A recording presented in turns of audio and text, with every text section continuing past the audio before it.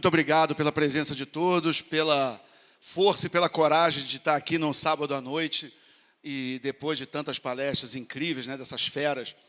Mas vamos conversar um pouco sobre política e imprensa, é um assunto super importante. Sobre o que você falou de eu ter 2 livros da Record, eu tenho 2 contratos de livro com a Record, estou para lançar, né, não lancei nenhum ainda, o primeiro sai esse ano, o segundo, se tudo der certo, ano que vem. Mas eles ainda não foram lançados, né? Até outro dia eu estava conversando com o meu editor, que é o Carlos Andreasa, e aí, não sei quem estava conversando, ele falou, pô, Alexandre, isso aí dá um livro, me interessa. Eu falei, Andreasa, se eu fechar o 3º contrato com você, sem ter lançado nenhum, eu quero música no Fantástico. Entendeu? Aí eu falei, eu agradeci, mas eu falei, não, deixa eu entregar o que eu estou devendo para você e depois a gente conversa dos próximos. Mas muito obrigado pela presença de todos. Estou muito feliz de estar aqui em Campina Grande e estar também próximo, relativamente próximo, pelo que vocês me falaram, acho que uns 100 quilômetros, né, da cidade da família do meu pai, que é Taquaritinga do Norte, em Pernambuco, que é uma cidade que eu não tive a oportunidade de...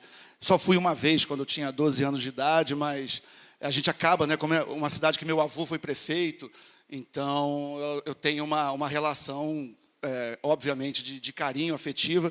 Inclusive, não sei se algum de vocês é de Pernambuco ou acompanhou isso, mas em 2014 foi o único município de Pernambuco onde o Aécio ganhou da Dilma. Então, se não me engano, são 187 municípios em Pernambuco, né? 186 deram vitória para a Dilma e Taquaritinga do Norte, deu vitória para o Aécio. Eu, quando li isso lá no Rio, olhei e falei, é isso aí, Taquaritinga! Orgulho. Bom, mas vamos lá. Por que a gente vai falar de imprensa, né? O Ryan Holiday, que é um americano que escreve muito sobre esses assuntos, ele tem uma frase que eu acho que resume bem o motivo da gente estar discutindo esse assunto.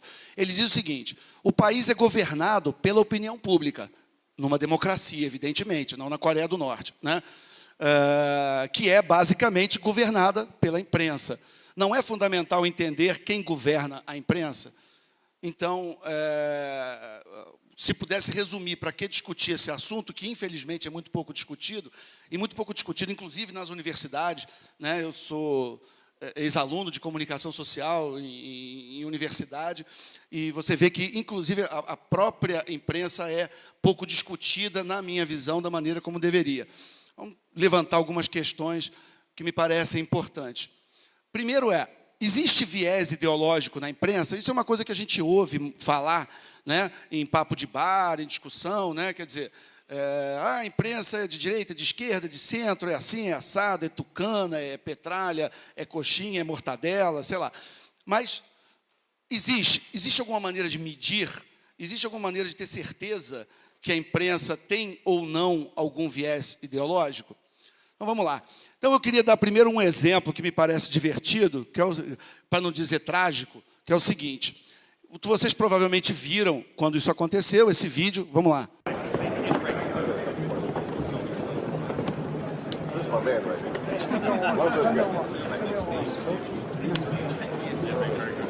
Most popular politician on earth. Mais popular da Terra. Mais popular politician. It's because of his good looks. O que esse sujeito fala, esse tal de Barack Obama, fala, quando ele encontra o Lula, ele diz o seguinte, "This is my man." Qualquer um que tenha 3 aulas de inglês sabe que my man é meu amigo, meu chapa, é um cumprimento, uma coisa totalmente corriqueira. This is my man. Então, quem não acredita, está no YouTube, é muito fácil de vocês encontrarem esse vídeo original, e vocês devem lembrar que toda a imprensa, especialmente a brasileira, ela traduziu my man como o cara. E o cara seria the man, né? Tem até uma música, se não me engano, da Tina Turner, alguém que fala de the man e tal. Então, enfim, my man, pode parecer uma besteira, mas my man e the man são coisas totalmente diferentes, né? Uma coisa é você chamar alguém de o cara, e outra coisa é você chamar alguém de meu chapa, meu amigo, e aí, como é que vai, enfim. E a imprensa brasileira, eu acho que isso aqui, por exemplo, é um momento simbólico, onde ela conseguiu mentir na cara dura para todo mundo num episódio gravado em vídeo, né? Quer dizer, às vezes você vê mentir. That's my land, I love this guy. E aí depois, ele ainda tira um sarro, que ele fala, ele é o político mais popular da Terra porque ele é bonito. Não sei se vocês lembram. É porque ele é he's good looking. Obviamente ele estava brincando, ele estava tirando um sarro, óbvio, né?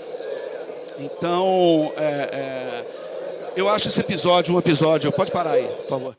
Eu acho que é um episódio sintomático quando você tem a imprensa que todo mundo sabe que mente ou que distorce fatos aqui e ali, mas ela mentindo em cima de um episódio gravado em vídeo e que qualquer um poderia checar, né? Então, a gente precisa entender essa época que a gente está vivendo, né? Bom, o que é ideologia, né? O termo ideologia, ele tem suas origens o termo original era estudo, chamava-se ideologia, estudo de ideias, né? O Napoleão Bonaparte, ele foi o primeiro a usar o termo de forma pejorativa, que ele chamava de ideólogos os intelectuais opositores a ele na França, né? Então, vocês sabem, o Napoleão veio depois da Revolução Francesa, foi um ditador, um imperador, e vários intelectuais não gostavam dele, né? E você tinha uma oposição nos jornais, na literatura, em relação ao governo dele.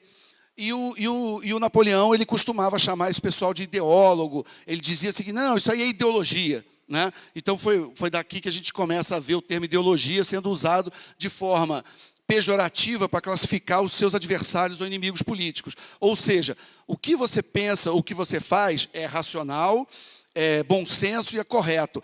Se alguém é contra você, isso é ideologia, né? Isso nasce aqui.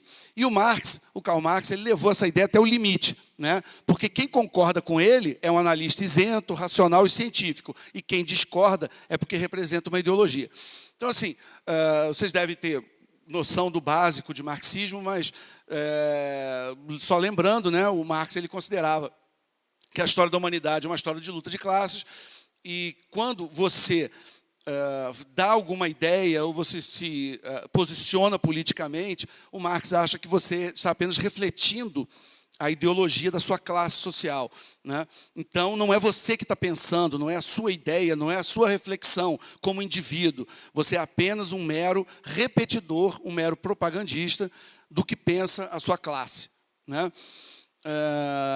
E é claro que, aí, agora eu vou falando especificamente do jornalismo, né? É claro que mesmo os jornalistas honestos possuem um sistema de valores e crenças que podem ser chamados de ideologia. Então, esse é outro ponto. Às vezes, nem é por desonestidade. Claro que tem muita gente que é desonesta. Mas tem outras pessoas que elas têm um sistema de crenças, né, que podem ser chamados de ideologia. Vocês devem lembrar da palestra de ontem do Benê Barbosa, que foi, quando ele falou especificamente de imprensa, não necessariamente as matérias que são negativas ou são construídas para dar um enfoque nas armas, nas questões de violência, são feitas por pessoas desonestas. Algumas são desonestas, mas algumas também genuinamente acreditam que a arma acorda de manhã, sai e anda sozinha para fazer crime. Então, eles acham que, alterando a notícia e dando o enfoque não ao criminoso, mas à arma usada, eles estão fazendo um serviço público e social para avançar uma agenda ideológica. Essa matriz de pensamento aparece em tudo, na seleção de pautas, na seleção de entrevistados, no tipo de pergunta que é feita, nas palavras que são usadas e, principalmente, na edição, tá? Então, cada assunto desse poderia ser muito explorado, mas o que é a seleção de pautas? A seleção de pautas, você vai escolher primeiro que assuntos você quer discutir. Quais são os assuntos que vão constar, por exemplo, do jornal do dia seguinte, tá? Essa seleção, ela não tem como ser isenta ou afastada de ideologia, né? Porque eu costumo, por exemplo, falar de um teste básico. Eu acho que todos vocês devem ter no Facebook de vocês amigos que são ou contra ou a favor do governo, né? Se vocês olharem o perfil do seu amigo que é contra o governo e o perfil do seu amigo que é apoiador do governo, as preocupações são totalmente diferentes, né? O seu amigo governista, petista, ele está preocupado, por exemplo, com o Eduardo Cunha. Ele acha que o Eduardo Cunha é o Darth Vader, é o mal encarnado, o problema do Brasil inteiro é o Eduardo Cunha. Então, quando você vê um jornal dando um peso, por exemplo, desproporcional às investigações e aos crimes do Eduardo Cunha, você pode ver indiretamente uma semelhança com a timeline, com o feed do teu amigo petista. E aí você consegue ter mais ou menos uma ideia da ideologia do próprio jornalista que está editando aquele jornal e está escolhendo e selecionando as pautas, certo? Então, isso, por exemplo, seria um primeiro filtro. Entra no perfil do amigo petista de vocês e vê do que eles estão falando. Eles têm assuntos que normalmente não são os que preocupam vocês, né? Que, imagino, estou considerando que são contra o PT, né? E vocês vão ver muito claramente que alguns jornais parecem uma cópia exata do feed da timeline do amigo petista de vocês. Então, não é coincidência, né? É porque, muito provavelmente, quem edita aquele jornal e quem escreve aquelas matérias tem preocupações parecidas com o seu amigo petista. Só volta um pouquinho. A seleção dos entrevistados também é a mesma coisa, né? A gente vai falar disso mais para frente, mas uma questão que está colocada hoje. O impeachment é legal em termos jurídicos, né? Ele é defensável juridicamente. Quando você olha quem é entrevistado para comentar o assunto no jornal, só a seleção do entrevistado já dá uma ideia da ideologia do jornalista, muito claramente. Então, porque tem alguns entrevistados, por exemplo, que você sabe o que eles vão falar, né? Eu vou dar um exemplo, o Dalmo Dallari. O Dalmo Dallari é um petista, ele é ligado ao PT há décadas. Então, se eu sou um jornalista e quero perguntar para um jurista se o impeachment é legal ou não, e eu ligo para o Dalmo Dallari, entrevisto como se ele fosse um jurista isento, e dou a matéria apenas com a opinião dele, o que eu estou querendo fazer? Eu estou querendo transformar a opinião de um militante petista numa voz técnica na análise de um assunto específico do saber jurídico. Isso é obviamente e evidentemente uma escolha político-ideológica. Os tipos de perguntas que são feitas. Como eu contei rapidamente ontem, quando eu peguei o microfone na palestra do Benê, eu estava falando do incidente que aconteceu com o Flávio Bolsonaro, lá no Rio de Janeiro. Eu estava do lado dele, eu estava na delegacia ao lado dele, e eu vi um jornalista do Globo chegar e conversar e fazer uma entrevista de alguma coisa como uns 5, 10 minutos, e todas as perguntas foram sobre a opinião dele em relação à pena de morte e porte de armas, que não tem nada a ver com o que aconteceu, né? Quer dizer, o que aconteceu é o seguinte: um deputado estadual estava no trânsito, presenciou um crime, sai do carro, se expondo, né, e salva a vida de uma família. Esse é o fato. É o que todo mundo testemunhou, é o que todo mundo sabe, é o que está no boletim de ocorrência do fato. O que interessa ao jornalista do Globo que fez a matéria? A única coisa que interessa para ele é colar na testa do Flávio Bolsonaro, fascista, defensor de arma e tal. Então, é o único... foi uma entrevista, eu estava do lado, eu assisti a entrevista, foi uma entrevista de 5 a 10 minutos, que o único assunto perguntado para ele é um assunto que não tem nada a ver com a atuação do deputado estadual, porque não é o tipo de assunto que uma Câmara Estadual vai estar resolvendo, né?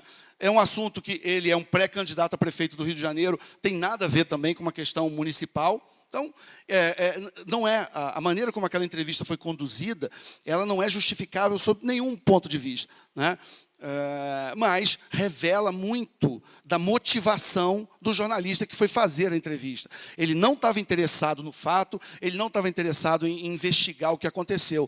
A única coisa que ele estava interessado é fazer com que as pessoas não se preocupassem ou não entendessem o que aconteceu naquele momento, que foi um fato grave, e passassem apenas a ficar lendo sobre as opiniões do Flávio, ou da família Bolsonaro, né, porque isso, a matéria, inclusive, escreveu isso, Flávio, que segue a ideologia do pai, né, e querendo caracterizar o Flávio como um defensor do porte de armas, para poder criar um constrangimento no fato dele ter saído do carro, ter efetuado disparos, né, e ter participado daquele evento. E também na edição, né? A edição é o quê? A edição é aquele momento onde você recebe a apuração dos jornalistas e você vai avaliar de que maneira aquilo vai aparecer no jornal, se é que vai aparecer. Eu estou me lembrando, por exemplo, um amigo meu, até petista, jornalista, que ele estava me contando que quando ele trabalhava na Folha, ele foi enviado para fazer uma matéria. Vocês devem lembrar da Daslu, aquela loja que era o templo do consumo de luxo de São Paulo, e do lado da Daslu tinha uma favela, né? E aí, esse meu amigo me contando, e eu não tenho por que não acreditar, porque é uma história que pega mal para o petismo dele e do jornal, né? Ele falou, olha, eles me mandaram na favela ao lado para poder entrevistar os moradores, para fazer aquelas matérias típicas da Folha, de botar uma foto da favela, foto da Daslu do lado, e botar assim, ao lado da Daslu, comunidade sofre com falta de sei lá o quê, enfim. Você consegue imaginar já a matéria pronta, né?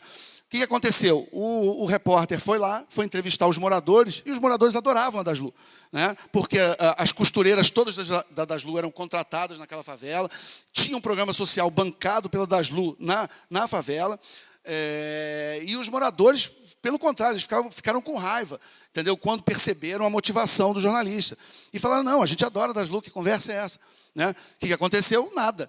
Né? A matéria não saiu. Por quê? Porque ele saiu da redação e foi para lá para fazer uma matéria contra a Daslu. Quando ele percebeu que aquela matéria não se sustentava nos fatos e não tinha jeito, a matéria caiu. Entendeu? Ou seja, não interessou ao jornal a verdade, não interessou ao jornal o fato. O jornal tinha uma ideia preconcebida, eles criaram uma narrativa ideológica na cabeça e eles queriam apenas que as pessoas servissem de atores nessa peça, né, teatral criada dentro da redação do jornal. Quando eles chegam no local onde está a verdade, a realidade e o fato, e eles descobrem que aquilo não bate com aquele roteiro vagabundo e canalha que eles criaram na redação, o jornal se desinteressou pela matéria e a matéria caiu. Então, a ideologia também, ela se reflete, inclusive, nas escolhas da edição. Vamos lá. Bom, ideologia também não é o único problema, tá? Só para dar um exemplo, que eu acho que isso aqui é sintomático, vocês entenderem que a coisa não o problema vai muito além da ideologia no Brasil. Vamos falar o seguinte, o governo federal do Brasil, ele gastou 2,3 bilhões em publicidade em 2014 e foi menos do que em 2013, porque era ano eleitoral e anos eleitorais têm muita restrição à propaganda. Mas em 2013 foram gastos 5 bilhões em publicidade e patrocínio. O governo brasileiro gastou 5 bilhões. Tá? Isso é um caminhão de dinheiro. Tá? Aqui está mais quebrado, aqui para vocês verem, né? 1,4 bilhão em patrocínios, 200 milhões em internet. Tá? Se você for ver quem é o grande cliente ou do Facebook, ou das empresas Facebook, Twitter, no Brasil, você vai ver o governo federal. Então, assim, você tem um valor enorme. Tá? Então, hoje você tem, nos veículos brasileiros, e principalmente no cenário de crise econômica, uma dependência econômica do governo absurda. Né? A Caixa, o Banco do Brasil e a Petrobras estão entre os 10 maiores anunciantes do país. Os três somados, só essas três empresas, tá? Caixa, Banco do Brasil e Petrobras, em 2014 gastaram 1,6 bilhão somados em publicidade. Tá? O BTG Pactual, que é aquele banco do André Esteves, que vocês devem lembrar, porque o André Esteves foi preso na Lava Jato, enfim. Ele era, até bem pouco tempo, era dono de 6% do UOL, entendeu? O maior portal da internet brasileira. E o BTG Pactual e o André Esteves é um cara ligado ao PT há muitos anos. Né? Ele tem negócios há muitos anos. E é interessante porque o UOL é da Folha, o Grupo Folha é sócio do BTG Pactual em vários negócios há muitos anos, e eles não falam e não mencionam isso. Agora, fica uma pergunta para vocês. Como vocês acham que o UOL e a Folha noticiam a prisão do sócio? Ele é sócio da empresa, ou foi até bem pouco tempo. Né? Então, não existe aí um conflito, claro. Né? E o maior anunciante privado do Brasil, que é a soma da Casas Bahia com Ponto Frio, gastou 1,38 bilhão. Então, assim, só para vocês terem uma ideia, o maior anunciante privado do Brasil, ele gasta menos do que Caixa, Banco do Brasil e Petrobras. Tá? Vamos lá. E aqui eu acho que dá uma perspectiva, inclusive, melhor. Você tem o que a Via Varejo, que é a soma da Casas Bahia com o Ponto Frio, gastando 1,382 bilhão de reais. Aí você tem esse grupo Genoma, que é um laboratório, vende remédio. Depois você tem a Unilever, que é a empresa que soma diversas marcas, algumas das marcas mais importantes do varejo, também gastando um pouco mais de 1 bilhão. E aí você já vem a Caixa Econômica, gastando 780 milhões de reais. Né? Se vocês repararem, por exemplo, os dois principais jornais da Rede Globo, que é o Bom Dia Brasil e o Jornal Nacional, os dois são patrocinados, um pela Caixa Econômica e outro pelo Banco do Brasil. Né? O Grupo Hipermarcas com 500 milhões, a Ambev, 500 milhões. A Ambev, vocês sabem, é a soma de Skol, Antártica, Brahma, Guaraná Antártica, quer dizer, algumas, Boêmia, então quase todas as cervejas que vocês conhecem, quase todos os refrigerantes e águas, e se você pegar tudo que a Ambev gastou em propaganda em 2014, foi 1/10 do que o governo gastou. Tá? A soma da Skol, com a Brahma, com a Antártica, com o Guaraná Antártica, enfim, dá 1/10 do que o governo gastou.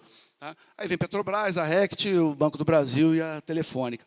Você vê que a Telefônica, o setor de telecom, que é um setor importante da economia brasileira, e é anunciante, 300 milhões. Então, para dar uma noção em ordem de grandeza da diferença de poder, de fogo, dos anunciantes privados nacionais com o governo. Sendo que, evidentemente, os anunciantes privados, as escolhas em termos em que veículos anunciar e como anunciar, eles têm critérios técnicos, têm critérios de quem tem interesse no retorno para o investimento. Né? Já governo, vocês sabem. Né?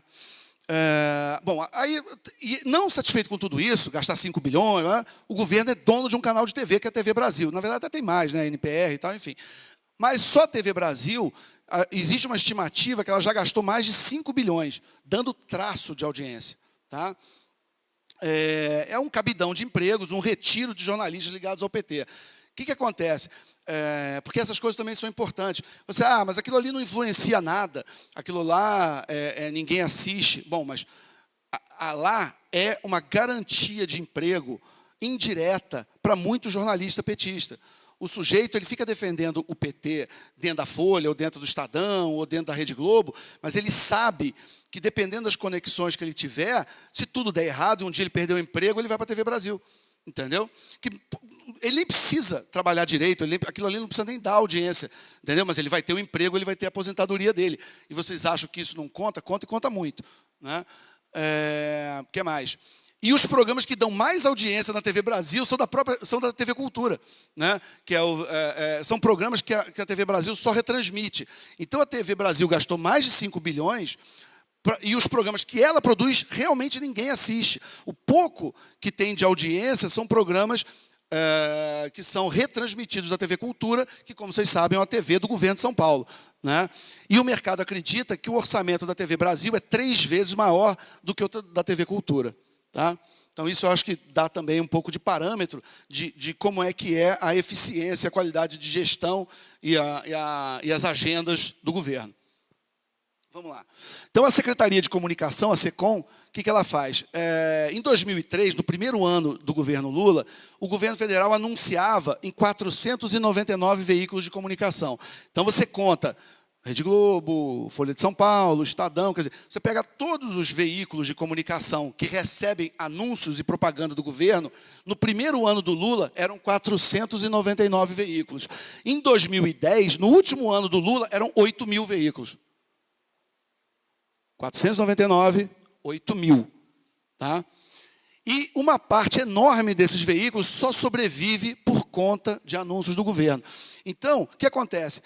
Isso foi uma estratégia feita e desenhada de propósito pelo Franklin Martins e pelas pessoas que comandavam na SECOM, onde a verba publicitária, evidentemente, aumentou, mas, além de aumentar, houve essa pulverização, onde o governo ia de cidade em cidade para ver onde tinha um veículo simpático ao governo, rádios, jornais, ia lá e despejava dinheiro lá.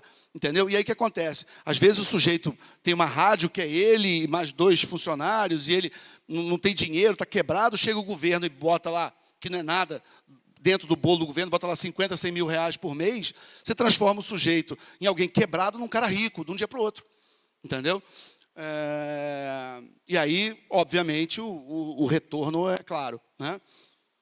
Bom, além de tudo isso, além do controle econômico, além da TV Brasil, além de tudo isso, eles também querem regular a mídia. Tá? Então, eles estão sempre tentando avançar sobre o próprio arcabouço legal da liberdade de imprensa do Brasil. Né? Então, o Franklin Martins, representando o governo, apoiou a tal da Confecom, né?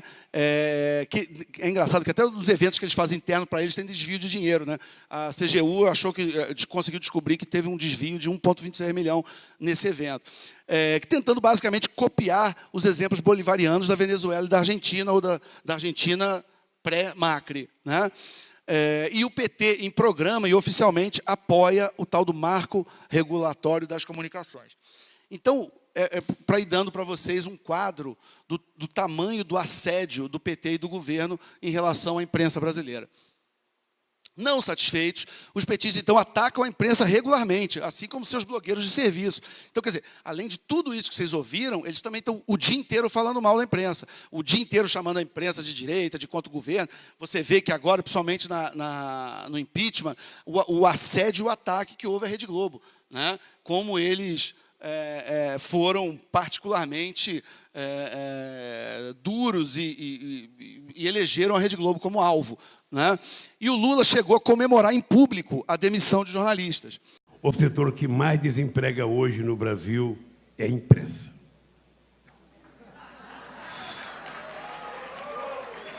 Só eu pensei que o Rio Falcão ia falar, porque ele é jornalista, e ele não falou, ficou a tarefa para mim, que não sou jornalista, falar. Só este ano, presidenta Dilma, tivemos 50 demissões de jornalistas na Folha de São Paulo, 120 demissões no Globo, 6 demissões no Estadão, 50 na Band e 120 na Editora Abril. Essa editora, que publica a revista mais sórdida deste país, teve de entregar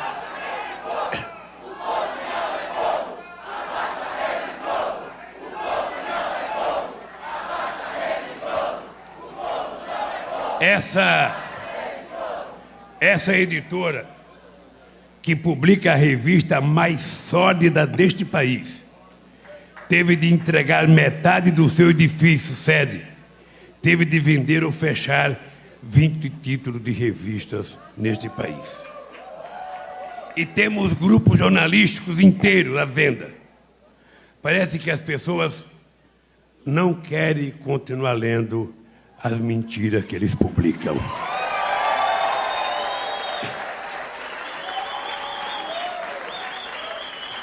Bom, esse é o nível de cara de pau, né, desse sujeito. Né? Além de toda a simpatia que vocês sabem que uma parte considerável da imprensa tem pelo PT e pela esquerda, e pelas teses de esquerda, pelo assédio econômico, pela competição que eles fazem, tirando verba publicitária e botando em outros veículos, pelo financiamento de blogueiros que ficam atacando. Além de tudo isso, ele ainda vai num congresso interno e ainda comemora, ainda tira um sarro, porque jornalistas estão sendo demitidos.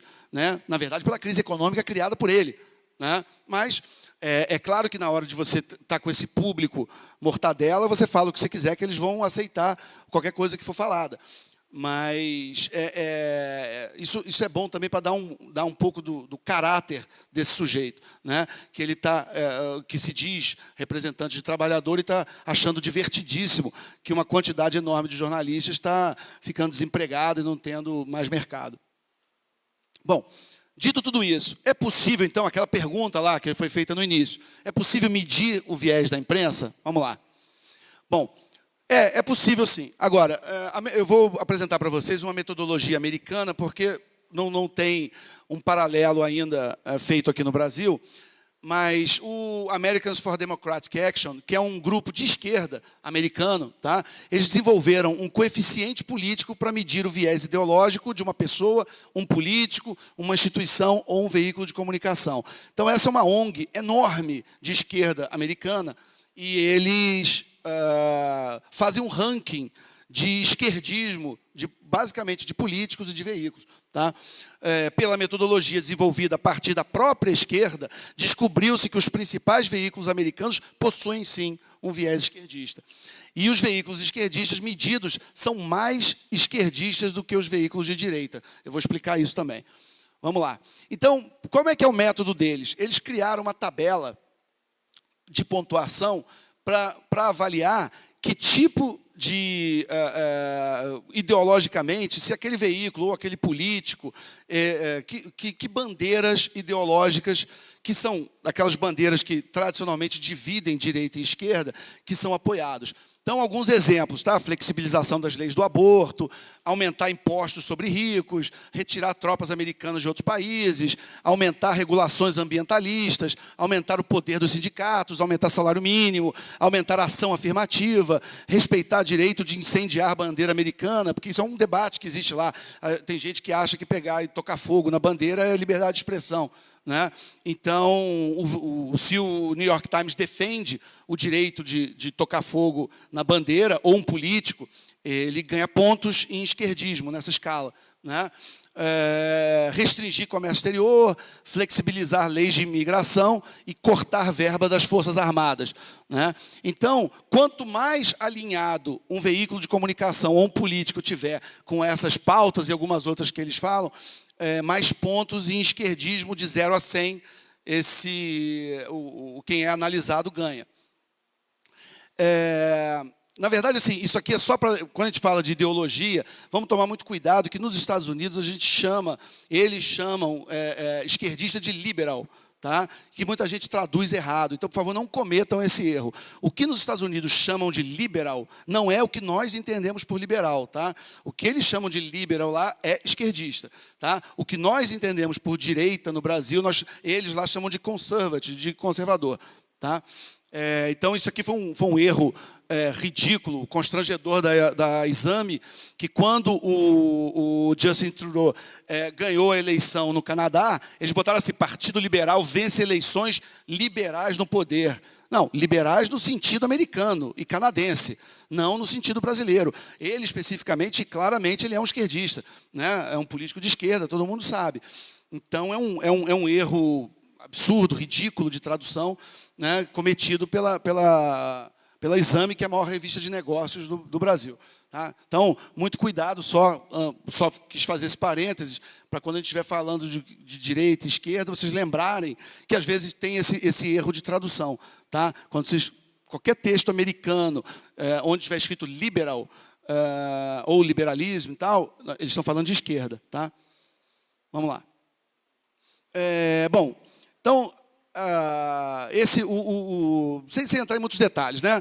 Mas a partir daquela metodologia desenvolvida e mais alguns estudos de MIT e tal, tem um pesquisador e um cientista político, que é o Tim Groseclose, ele fez, então, uma avaliação grande da imprensa americana. E ele chegou à conclusão, na pesquisa, que a imprensa dá de 8% a 10% de votos para o Partido Democrata nas eleições. Tá?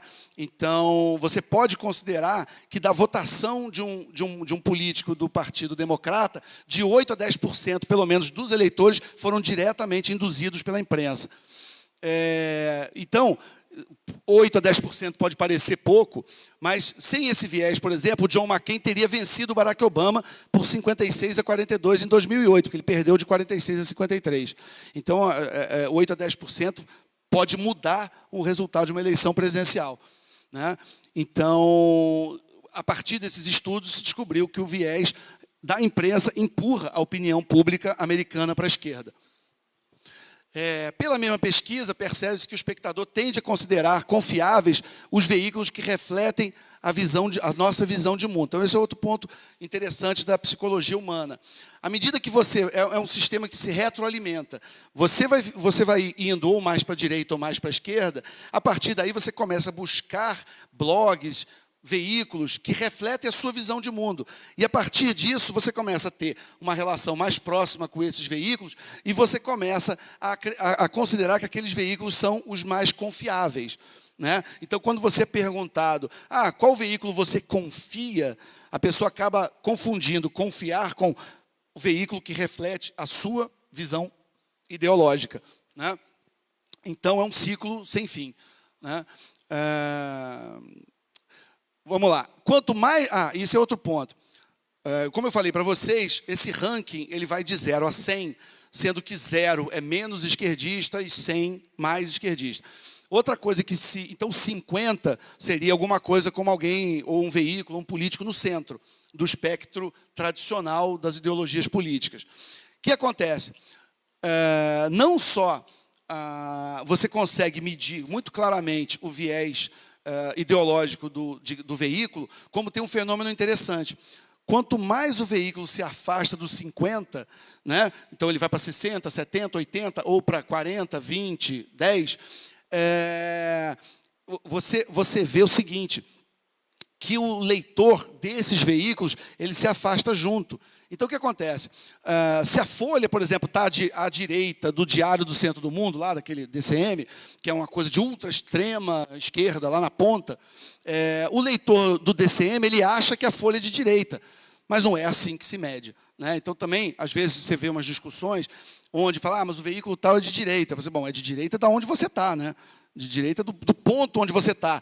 Então, se você está no 80, quem é 70, que é um esquerdista, está à sua direita. E você acha que é direita, mas, de repente, não é. Né? Vamos lá. Agora, como é que isso funciona só no Brasil? Tá? Porque isso que acontece nos Estados Unidos também acontece no Brasil. Então, a gente não tem uma pesquisa direta em relação à ideologia do jornalista brasileiro. Agora, algumas medições indiretas a gente pode ter. Por exemplo, não, é o próximo slide, por favor. No Prêmio Congresso em Foco, que é um prêmio anual que tem, os jornalistas de Brasília são sistematicamente chamados para escolher os melhores parlamentares do Brasil. E todo ano dá o PSOL na cabeça. O jornalista brasileiro, de Brasília especificamente, eles acham que... Você vai ver assim, quem é o melhor deputado ou senador do Brasil? Lá em cima vai dar sempre Jean Willis, Chico Alencar, Ivan Valente, né? Que não são só de esquerda, são de extrema esquerda. Tá? Então, isso é, obviamente, uma medição indireta, mas bem confiável, do que pensam os jornalistas de Brasília. Né? Só que eles, se você conversar com eles acham que eles não são ideológicos. Porque ninguém acha que é ideológico. Né? Ideológico é o outro. Né? Vocês lembram daquela história que eu comentei no começo do Napoleão. Né? Ideológicos são sempre os outros, são sempre seus adversários. Você apenas está falando em nome da justiça, do bem, do bom senso, né? Da razão. Enfim.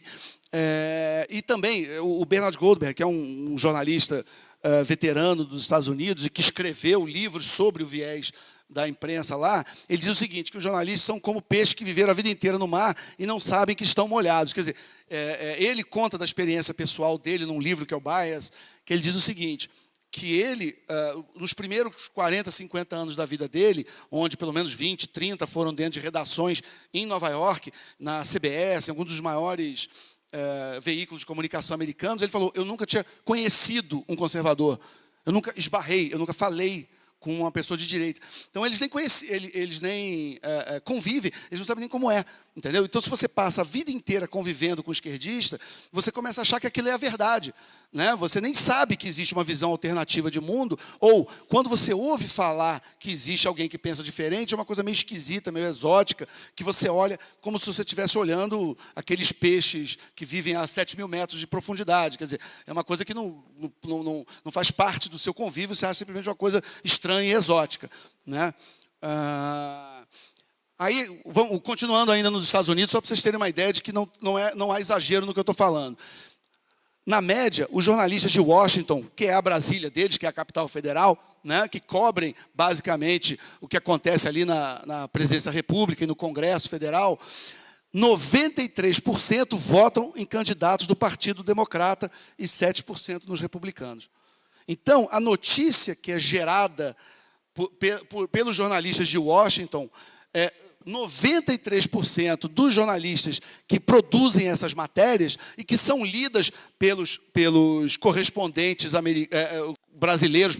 Quando você quer ter alguma noção do que está acontecendo nos Estados Unidos, e você vai assistir o Bom Dia Brasil, o Jornal Nacional, ou você vai ver o Jornal da Globo, e entra um comentarista brasileiro para falar de eleição americana, para falar dos Estados Unidos, normalmente ele é um leitor do New York Times, ele é um leitor do Washington Post, ele é um cara que assiste a CNN, ele está assistindo matérias que são produzidas por jornalistas que quase na sua totalidade são eleitores do Partido Democrata. Dos jornalistas que doaram para campanhas, isso em 2004, quando teve a reeleição do Bush contra o John Kerry, 99% dos jornalistas que doaram para a campanha, doaram para John Kerry. 99%. Né? Para vocês entenderem, que eu não estou exagerando. E em 2008, 95% dos jornalistas que doaram, tá? Porque tem jornalistas que não doam para ninguém. 95% dos que doaram para um candidato, doaram para o Barack Obama. Tá? Aí depois você pergunta por que o Barack Obama é visto de uma maneira simpática pela imprensa. Não é à toa. Né? Foi feita também em 2008 uma pesquisa dentro da rede ABC, da ABC. E 99% dos funcionários votaram em Barack Obama. 99%. Tá? Então, quando você vê, por exemplo, hoje, nós estamos em ano de eleição para presidente dos Estados Unidos. Então, você vê um cara como o Ted Cruz, que é um gênio, que é um grande político, é um grande americano, que eu gostaria que fosse eleito presidente dos Estados Unidos. O Ted Cruz, a maneira como ele é tratado no noticiário, né, como um ultraconservador, retrógrado, etc. e tal, é por esse tipo de gente, entendeu? Que não está fazendo jornalismo, está fazendo militância. Né? Não tem nada a ver com jornalismo. E também numa revista muito famosa dos Estados Unidos, que é a Slate, muito influente, muito lida, 98% votaram em Obama. Tá? Então, isso é só para dar alguns parâmetros de como é que está a situação por lá. Bom, vamos lá. Também a American Enterprise Institute, que é uma ONG muito importante, um think tank, na verdade, americano, muito influente, eles analisaram, porque como eles são focados em economia, eles analisaram notícias econômicas de governos republicanos e governos democratas. A mesma informação que parecia positiva num governo democrata era negativa num governo republicano. A mesma informação objetiva. Né? Então, por exemplo, eu vi esse estudo. Então, assim, quando o PIB americano cresce 4% em 2004, que era durante o governo Bush, foi tratado como decepcionante. Mas foi tratado como um crescimento forte quando o presidente era o Obama. Os mesmos 4%, mesmo número, a mesma informação. Só que quando é do governo Bush, é decepcionante. Quando é no governo Obama, é um grande crescimento. O estudo mostrou que a mesma notícia tendia de 20% a 40% das vezes parecer mais negativa sobre o governo republicano do que o governo democrata. A mesma notícia, a mesma informação econômica, seja de desemprego, crescimento do PIB, déficit público, a mesma informação, a mesma notícia, com números próximos, quando era num governo democrata, ela era tratada pela imprensa de uma maneira positiva e era tratada de uma maneira negativa se o governo fosse republicano. Outro ponto também importante é que, ao se medir o viés ideológico de um veículo, naquela classificação que a gente estava falando de 0 a 100, quanto mais ele se afasta do centro, que é o 50, mais radical ideologicamente ele é. Quer dizer, então, quanto mais próximo do 0 ou próximo do 100, ele tem mais incentivo para mentir, exagerar, esconder ou sobrevalorizar as notícias. Então, isso também é um fenômeno medido nessas metodologias. Quer dizer, se você tem um veículo que está classificado como 60, então ele é um veículo de esquerda, e um outro veículo que é classificado como 80, 85, que também tem a mesma ideologia, que é de esquerda, mas você vê que à medida que ele vai se afastando do centro, ele vai também se afastando da verdade objetiva dos fatos. Por quê? Porque basicamente ele vai virando apenas um instrumento de militância ideológica. Então, e quanto mais um jornal quer influenciar a opinião pública, mais ele apela para os moderados. Vamos lá. Então, existe isenção? O que é isenção? Né? O primeiro corte é o da verdade dos fatos. Né? Óbvio, claro, o jornal tem que ser fiel ao que aconteceu. Né? Mas como não existe isenção total, o mais isento é aquele que oferece ao leitor todos os lados, ângulos e versões possíveis do fato. E é possível ser mentiroso falando apenas a verdade. Né?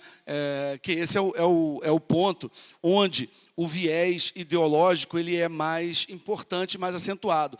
Porque o jornalista que mente escancaradamente, a vida dele é curta, porque ele é pego na mentira. Né? Quer dizer, quando você para contar uma mentira, o que você faz? É a maneira como você conta a história. Né? A gente estava comentando sobre o caso do Flávio Bolsonaro. Né? Quer dizer, a matéria do Jornal Extra, por exemplo, é assim: Flávio Bolsonaro atira em homem na Avenida das Américas. Essa era a manchete, alguma coisa assim, do Jornal Extra, que é do Grupo Globo, que é o jornal, vamos dizer, popular do Grupo Globo. Aí o pessoal no Facebook caiu de pau. Né? O pessoal do Facebook, como atirou em homem? Atirou num criminoso, atirou num bandido que estava cometendo um assalto. Que história é essa? E aí eu tenho um amigo que trabalha no Extra. Aí ele me contou, rindo, que o jornalista que fez a matéria ficou puto, porque ele leu, né, 1 milhão de comentários sentando a porrada nele, e ele comentou com os outros jornalistas na redação, falou assim: mas o que esse pessoal está reclamando? Ele não atirou em homem, não, atirou em cabra? Né? Mas é claro que não é mentira, é claro que ele atirou num homem, mas ele não atirou em qualquer homem, ele atirou num criminoso cometendo um crime. Isso faz toda a diferença, né? No entendimento do que aconteceu e no entendimento da matéria. Até porque, como vocês devem imaginar, mas as pesquisas mostram isso, 70%, 80% das pessoas basicamente só leem os títulos das matérias. Né? As pessoas não leem os textos. Então, não adianta você consertar uma mentira ou uma meia-verdade do título no meio do texto, porque quase ninguém vai chegar até o meio do texto. Né? No geral, as pessoas vão ficar simplesmente do que eles leem no título. Vamos lá. Pode passar. Tá bom. Pode passar. Bom, aí o que ele está falando da edição, né? Como a imprensa não pode noticiar tudo, ela não tem como noticiar tudo o que está acontecendo o tempo inteiro, em todos os lugares. Então, ela seleciona e edita o que vai mostrar para você. E é aí que o viés se faz presente da maneira mais poderosa e sutil. Tá? Por exemplo, nesse caso, voltando ao caso do Flávio Bolsonaro, que eu estava comentando para vocês, a imprensa, claramente, ela queria arrumar um problema com o que aconteceu naquele fato. E eles tentaram de tudo. Como não tinha o que falar, não tinha nada errado, né? O Flávio sabe atirar, a arma dele é registrada, o assalto não era com ele tomou todas as precauções, ele se colocou para ajudar um terceiro, e o desfecho foi uma família salva e os bandidos fugindo. O que aconteceu? A matéria desapareceu. A matéria só ficou num cantinho do G1, numa matéria pequena na Globo, uma notinha no RJTV. Por quê? Porque como não tinha como falar mal do Flávio Bolsonaro naquela matéria, a matéria cai, a matéria perde importância. Agora, vocês imaginam se o Flávio Bolsonaro tivesse feito alguma coisa 1% errada? Entendeu? Se, por exemplo, no tiroteio, o carro tivesse pego de raspão num carro de uma outra pessoa. De raspão. Tivesse feito entendeu? Estava no Jornal Nacional, óbvio. Né? Teria, por quê? Porque aí é diferente. Porque aí você tem uma maneira de falar mal dele, né? E de jogar lama na família Bolsonaro. Aí, com certeza, essa matéria ganharia de relevância. Né? Então, é na seleção do que é notícia e do que não é que se começa a construir narrativas. A edição, então, ela escolhe notícias que reforçam o ponto de vista do jornalista, e quando essas notícias reforçam o ponto de vista dele, elas ganham mais chances de serem reportadas. Então, por isso que eu brinco, eu digo que uma Fox News brasileira poderia parecer uma realidade alternativa. Se começa uma Fox News no Brasil amanhã, as pessoas iam assistir e iam achar que estavam vivendo numa realidade alternativa. Porque o que provavelmente seria notícia, né? Não sei se vocês estão acompanhando, porque realmente quase não sai em lugar nenhum, mas você tem algumas ameaças do Estado Islâmico, de alguns grupos muçulmanos, em relação às Olimpíadas do Rio de Janeiro. Eu não tenho dúvida que uma Fox News brasileira daria destaque a isso. né? Seria um assunto de interesse de uma Fox News brasileira. Mas, nos grandes jornais, nos grandes veículos brasileiros, quando é mencionado, se é que é mencionado, quase não aparece. Então, é nesse ponto que a edição faz a diferença. Esse aqui é um exemplo típico. Tá? No dia 11 de março, a CUT, que em tese representa 24 milhões de trabalhadores, e a POESP, que é o Sindicato dos Professores do Estado de São Paulo, que representa em tese 180 mil professores, eles convocaram uma manifestação para defender o governo, para defender o Lula, e no calor da condução coercitiva do Lula, que tinha acontecido uma semana antes, e 2 dias antes das manifestações pró-impeachment. Então, você está vendo que a CUT, que, em tese, representa milhões de trabalhadores, é uma entidade que tem muito dinheiro, né? A POESP também representa uma quantidade enorme de professores. Esse evento foi marcado em São Paulo num momento muito grave e muito importante para a militância petista, né? Logo após a condução coercitiva do Lula e 2 dias antes da manifestação pró-impeachment, e apareceram 100 a 300 pessoas. Se o jornal é meu, isso é notícia. Isso é uma prova de como a militância petista está desmobilizada. Isso é notícia. Isso é importante. Né? Vamos adiante. Como é que foi a manchete? Como é que foi a Folha no dia seguinte? Nada. Nenhuma menção. Vamos lá. Como é que foi o Estadão? Nada. Vamos lá. Como é que foi o Globo? Nada. Entendeu? Então, quando você fala de... eu acho esse um exemplo interessante, porque quando você fala de viés ideológico ou de escolhas, não necessariamente é uma coisa evidente. Não necessariamente é na cara. Não necessariamente é o sujeito mentindo na primeira página. Às vezes é só matar uma matéria. Né? Porque eu não tenho dúvida que se nessa manifestação tivesse aparecido 100 mil, 200, 300 mil pessoas, obviamente estava na primeira página dos jornais. Mas aparecem 300 pessoas, eles matam a matéria. Entendeu? Vamos lá. Então, assim, quais são as táticas que também são usadas? É interessante que vocês fiquem atentos quando vocês estiverem consumindo notícias e lendo notícias. Por exemplo, o jornalista de esquerda, ele não identifica especialista como esquerdista, né? Mas ele rotula o conservador. Então, um exemplo óbvio. Quando ele vai citar o Dalmo Dallari, ele diz, segundo o jurista Dalmo Dallari. Quando ele vai falar do Ives Gandra, segundo o jurista conservador Ives Gandra. Entendeu? A esquerda faz isso o tempo inteiro. Né? Quer dizer, quando eles vão entrevistar um petista, o petista nunca é, segundo a filósofa petista Marilena Chaui. Essa é a filósofa. Né? Agora, se o filósofo Olavo de Carvalho, o que vocês imaginam? Então, aqui, por exemplo, aqui fica claro que eles acham, quem escreve uma matéria desse jeito, acha que você ser de esquerda é simplesmente o normal, é o mainstream, é o que você tem que ser. A pessoa normal é de esquerda. Por isso, você não precisa dizer que o jurista Dalmo Dallari é o jurista militante do PT petista. Não precisa, porque isso é o estado normal da natureza. Né? Agora, se você é conservador, como Ives Gandra, é que você é um ser esquisito. Então, eu preciso te avisar. Né? O que eles fazem? Aí, o que eu estava comentando, né? Eles buscam especialistas que avalizem a visão de mundo e a opinião do jornalista. Se vocês repararem, ainda nesse assunto, na Globo News, sempre que tem uma questão envolvendo direito, por exemplo, eles chamam uma professora da UFRJ, que chama alguma coisa Lacombe, você lembra? Mariana Lacombe, alguma coisa assim. Vocês podem ver, qualquer discussão jurídica que precisa de uma opinião de um jurista na Globo News, eles chamam essa professora da UFRJ. Olha que coincidência, todas as vezes ela acha que a oposição está errada e o PT está certo. Todas. Do impeachment a qualquer outra questão. Então, mas ela é chamada não como petista. Se você entra na timeline do Facebook dela, você vê que ela é petista. Entendeu? Mas na Globo News ela é chamada como uma advogada isenta, professora de faculdade, que vai dar a opinião dela. Entendeu? Então, essa é uma maneira de você ideologizar o noticiário.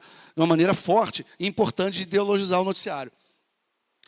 E também, o que vale para especialista, vale também para os think tanks e para as instituições que você cita. Então, um exemplo típico. Tem uma ONG petista que trabalha muito aguerrida em São Paulo, que chama, Nossa São Paulo, alguma coisa assim, que é do Oded Grajew e daquela Raquel Ronick, né? que são dois petistas históricos, ligados ao partido, né? Mas eles pautam o noticiário inteiro, defendendo o Haddad, achando problemas. E eles, se você for olhar como eles são tratados na CBN ou nos veículos da Globo, eles são sempre tratados como a ONG que protege São Paulo. E não é uma ONG militante petista. Então, essa é uma outra maneira também de você fazer uma seleção ideológica de notícias. Quando as suas fontes de referência, os autores que você cita, os think tanks, as ONGs que você chama para falar nas matérias, você não mostra o caráter ideológico dessas instituições. Então, esse é um outro ponto importante do Bernard Goldberg, né? Que ele diz o seguinte: a TV ela não reflete os valores da sociedade, porque sempre tem isso. Mas a TV ela reflete o valor da sociedade. Não, ela legitima valores para a sociedade. É diferente, entendeu? Então você vê que muitas agendas ideológicas, elas que são polêmicas na sociedade, elas são legitimadas no noticiário. Né? Agora, por exemplo, está tendo aquelas leis de liberdade religiosa nos Estados Unidos, e essas leis elas são tratadas no noticiário da Rede Globo, no Bom Dia Brasil, no Jornal Nacional, como leis de discriminação anti-gays. Né? E não é. Isso é uma escolha ideológica do jornalista. Né? É uma lei de liberdade religiosa. Né? Mas, no momento em que a televisão trata uma visão parcial e ideológica da questão como se fosse a verdade, ela não está refletindo o valor da sociedade, nesse caso da sociedade americana. Ela está legitimando a visão da esquerda americana como se fosse a verdade. Vamos lá.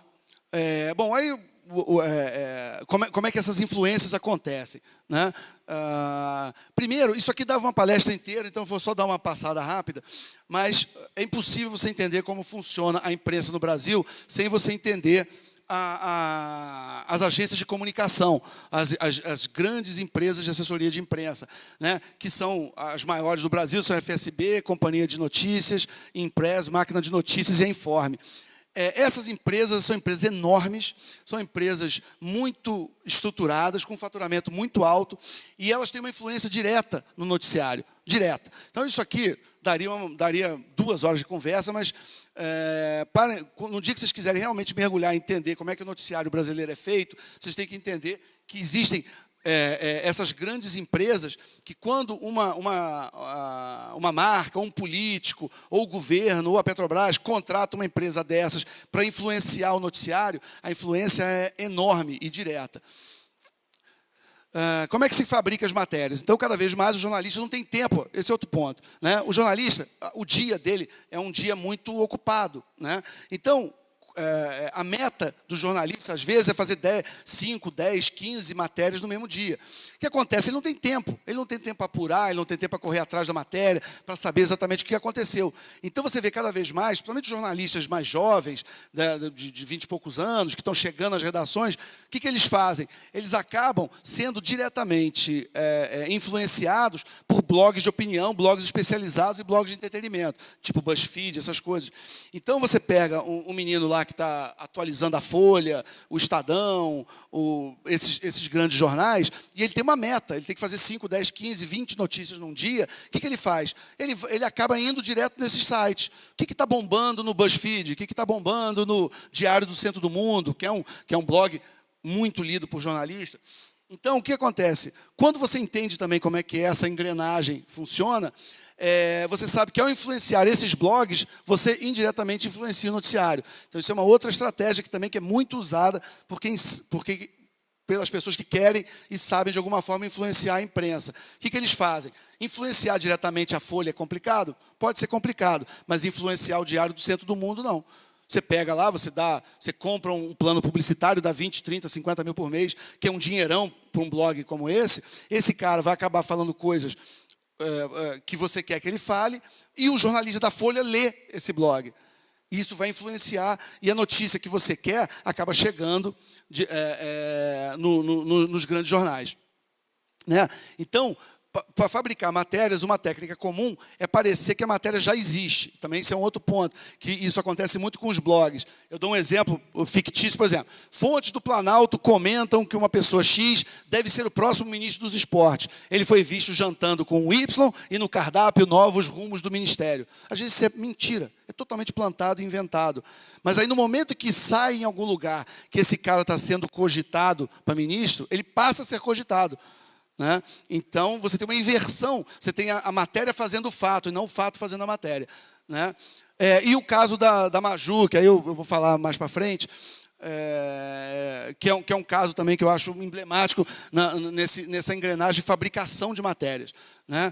Então, você tem isso, e você tem também a escolha, quando você quer influenciar, a escolha de temas que os jornalistas naturalmente gostam, ou que ativam emoções básicas dele, como raiva, medo, compaixão, riso e afins. São maneiras também que você tem de gerar notícias em blogs que influenciam os jornalistas que leem esses blogs.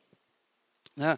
Esse cara que até é um escritor de esquerda, mas essa frase dele é boa. Ele diz o seguinte: na era das imagens do entretenimento, na era da gratificação emocional instantânea, não buscamos ou queremos honestidade e verdade. Realidade é complexa, realidade é chata, somos incapazes ou desinteressados em lidar com essa confusão. Nós pedimos para sermos mimados, confortados por clichês, estereótipos e mensagens motivacionais. E é nesse sentido que veículos como o BuzzFeed, eles acabam tendo muita importância, né, e influenciando o noticiário. Esse aqui, por exemplo, aí, quando a gente está falando de fabricação de matérias, aí alguns exemplos. Vocês devem lembrar dessa pichação na rua onde mora o Jô Soares, em São Paulo, logo depois que ele entrevistou a Dilma no Planalto, que apareceu essa pichação assim: Jô Soares morra. Né? Vocês devem lembrar disso. Bom, primeiro foi logo depois da entrevista da Dilma, e quem fotografou e divulgou foi o Fernando Moraes, vocês devem saber. O Fernando Moraes, que é autor do Chateau, que é um petista histórico, amigo do Fidel Castro, amigo de Cuba, né? E ele divulgou isso. O Jô comentou dizendo que aquilo era fascismo total. Né? Só que ninguém foi preso, nenhuma câmera de segurança filmou. Isso aconteceu em Higienópolis, que é um bairro de classe média alta de São Paulo, onde quase todos os prédios têm câmera, né? E não, se não me engano, o Jô sequer fez BO, entendeu? Então, você é obrigado a engolir uma história, né? E, de novo, vocês lembram do que eu estava comentando com vocês do Flávio Bolsonaro. A história do Flávio Bolsonaro, o jornalista não acredita em nada. Não acredita que ele atirou em legítima defesa, ele não acredita que a arma dele foi usada apropriadamente, não acredita que quem falou que foi salvo foi. Eles não acreditam em nada. Tudo é suspeito, diz que e tal. Agora, quando aparece essa pichação aqui, todo mundo já parte do princípio que é verdade. Né? Num caso muito esquisito, eu não estou dizendo que é mentira, só estou dizendo que esse caso é esquisito, é estranho, não gerou BO, ninguém filmou, ninguém viu. Quem divulgou foi um cara ligado ao governo cubano e que conhece bem essas táticas de influenciar a notícia, enfim. Então, e quando essa matéria saiu nos veículos, ela saiu completamente sem filtro. Ninguém questionou, ninguém quis saber quem pichou, se é que foi, de que jeito que foi. Né? Vamos adiante. E vocês devem lembrar também do caso Maju, que é outro caso esquisito também. Né? Eu também, de novo, não estou dizendo que não aconteceu. Tá? Agora, é um caso estranho. Mas apareceram esses tweets racistas falando dela. Né? Agora, de perfis fakes, né? Todos os perfis aqui não correspondiam a pessoas físicas, né? Eram perfis inventados. E depois a investigação chegou naquele rapaz ali, que não me parece necessariamente um ariano nazista, né? Toda uma história estranha e mal contada. Né? E também é estranho porque, independente de qualquer coisa que você pense, essa moça é uma moça muito bonita, né? Que, em tese, não incomodaria ninguém. E no Jornal Nacional, especificamente, porque o Haroldo Pereira, que é apresentador do Jornal Nacional há 12 anos, nunca incomodou. Então, não é meio estranho que a Rede Globo tenha no seu principal jornal um apresentador negro há 12 anos, 13 anos, e nunca gerou um ataque racista, nunca gerou nada, mas gera para uma moça que podia ser modelo, que é super bonita, e que não incomoda ninguém, que fica 2 minutinhos lá apresentando o tempo e vai embora? Então, de novo, não estou dizendo que não aconteceu, mas é uma história estranha. Né? E não parece aguçar a curiosidade do jornalista. O jornalista prefere engolir a história e publicar do jeito que ela parece, né? Sem investigar. Vamos lá. E aí, O que gerou? Um efeito cascata. Agora, praticamente, não dá para ser atriz negra da Globo sem ter sofrido um ataque na internet, né? Parece que faz parte, tem que botar no currículo, né? E não por coincidências também outras lindíssimas, né? Então é muito estranho também a escolha dos alvos, né? Mas enfim, que eu saiba, não tem ninguém investigando. Isso aqui, vocês devem saber, que é o MAV, que é o militante de ambientes virtuais do PT.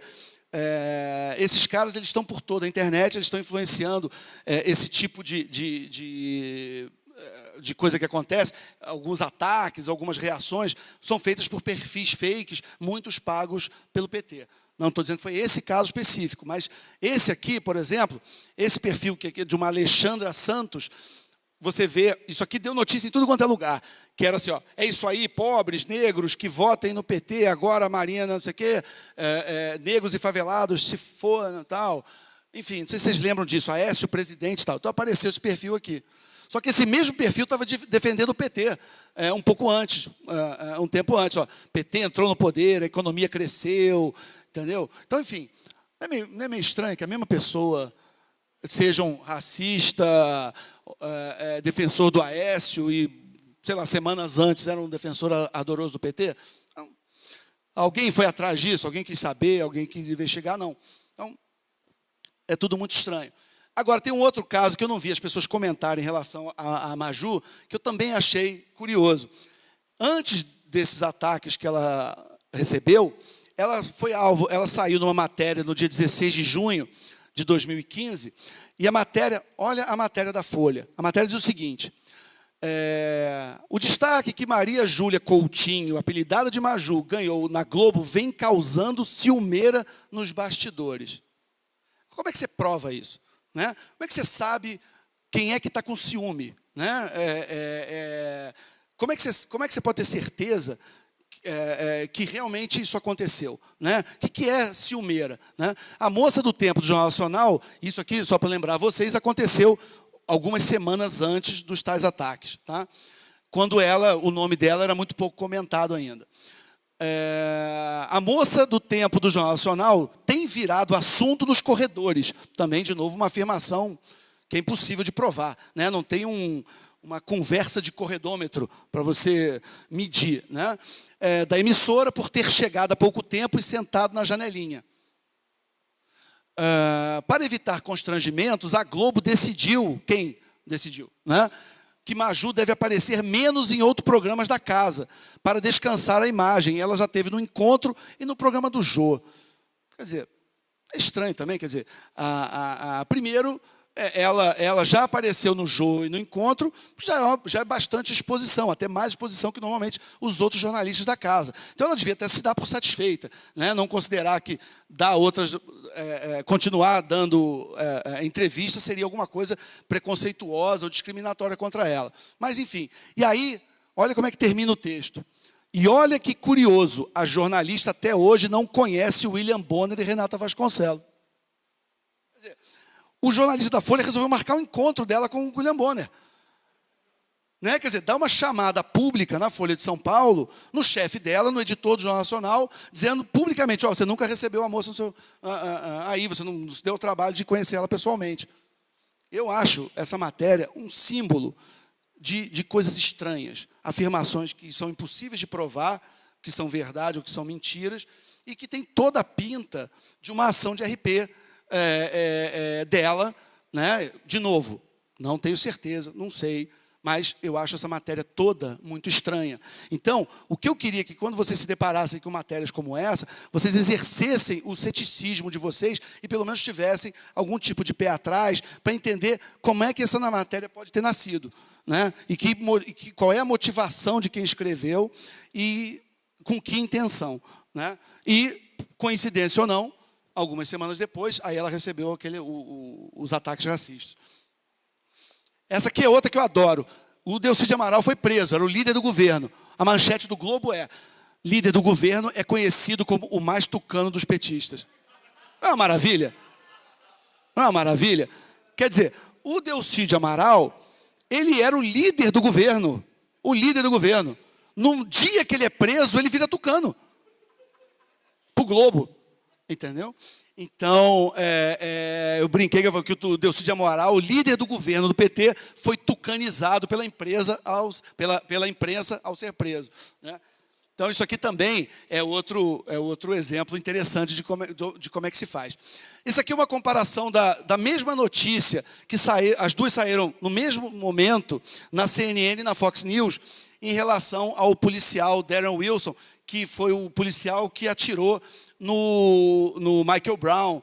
Vocês devem lembrar desse caso que aconteceu nos Estados Unidos. O Michael Brown era um assaltante, ele tinha roubado uma loja, era um cara enorme, quase 2 metros de altura, e aí ele sai para cima desse policial, que era um cara pequenininho, baixinho e tal. Primeiro tenta, quando o policial vai sair do carro para abordar, ele não deixa ele sair do carro e começa a dar soco e bater nele pela janela. E o cara está apanhando, tentando pegar a arma, tentando fazer alguma coisa, e aí o assaltante sai correndo, ele consegue sair do carro com a arma, e vai. Aí, quando ele sai do carro, o Michael Brown volta e vai e parte para cima dele. E aí era policial, baixinho, pequenininho, contra um gigante assaltante indo para cima de você. Ele fez o que ele tinha que fazer, né?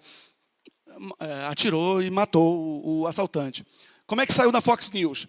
O júri não condenou o policial no caso de Ferguson. Foi o que aconteceu, certo? Essa é a notícia, foi o que aconteceu. Como é que sai na CNN? Não foi indiciado o policial, aí dá o nome, né, Darren Wilson, para marcar bem, né? O policial branco, o white police officer, né, que matou, né, que atirou e matou o Michael Brown, um adolescente negro desarmado. A mesma notícia, as duas saíram na mesma hora. Mas a mesma notícia na CNN e na Fox, você vê? Então, é nessas horas que você vai entendendo como é que a imprensa vai formando a opinião pública. E lá no começo, vocês devem lembrar de como o viés ideológico da imprensa leva o noticiário e leva a opinião pública para um lado e para o outro. Esse é um outro exemplo que eu acho divertido também, que é o seguinte: o Ted Cruz, ele estava em New Hampshire, num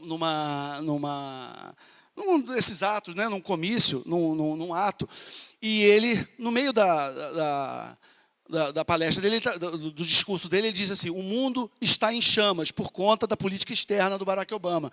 Aí tinha essa menininha aqui, essa aqui é a foto logo depois que eles foram conversar. Essa é uma menina de 3 anos, que ela perguntou para a mãe assim: o mundo está pegando fogo? Porque ela está ouvindo, o Ted Cruz falou que o mundo estava em chamas, né? E aí ela tomou um susto, a menina, e perguntou para a mãe, né? O mundo está pegando fogo? E aí o Ted Cruz ouviu e respondeu: o mundo está em chamas, sim, mas olha, sua mãe está aqui, todos nós estamos aqui, e vamos garantir que o mundo em que você vai crescer vai estar muito melhor. Tá? Isso tudo filmado em vídeo. Como é que saiu na imprensa no dia seguinte? Ted Cruz aterroriza a criança em discurso. E a mãe da menina, que chamava Michelle, ela foi entrevistada, se não me engano, na Fox, óbvio, né? E a mãe disse, olha, a filha, ela falando da filha, a filha viu o senador como um herói e passou a chamar de tio Cruz. A menina ficou feliz com o que ouviu e ainda disse que ele seria como um bombeiro, porque ele vai apagar o fogo do mundo, entendeu? Então, é mentira, né? Quer dizer, a matéria é simplesmente mentira. Mas como já existe esse viés e esse preconceito e essa visão negativa de qualquer candidato republicano, o fato, e de novo, isso aqui não é questão de interpretação, tá? O fato, ele foi todo filmado em vídeo, não tem dúvida do que aconteceu, de como foi a conversa, e também tem o depoimento da mãe da criança. Então, não tem dúvida. Né? Aí depois que você fala de tudo isso, você fala, pô, é para jogar toalha, é para desistir? Não, né? Claro que não. Vamos lá. Então, o que dá para fazer? Primeiro, uma coisa que eu acho, e eu converso com amigos meus, e eu acho que é uma coisa que a gente ainda está muito no começo, e a gente precisa melhorar muito, é criar pautas para fazer o jornalismo reagir. Você vê que, normalmente, a esquerda está sempre criando as pautas e nós reagindo. E quando você reage na defensiva, tentando se explicar, você acaba, de alguma forma, machucado pelo evento. E a gente cria pouca pauta. A gente está quase sempre na defensiva, reagindo às pautas criadas por eles. Então, isso precisa mudar. um exemplo que hoje a gente no almoço estava conversando, como é que a esquerda, por exemplo, transformou a discussão do impeachment em discussão de golpe.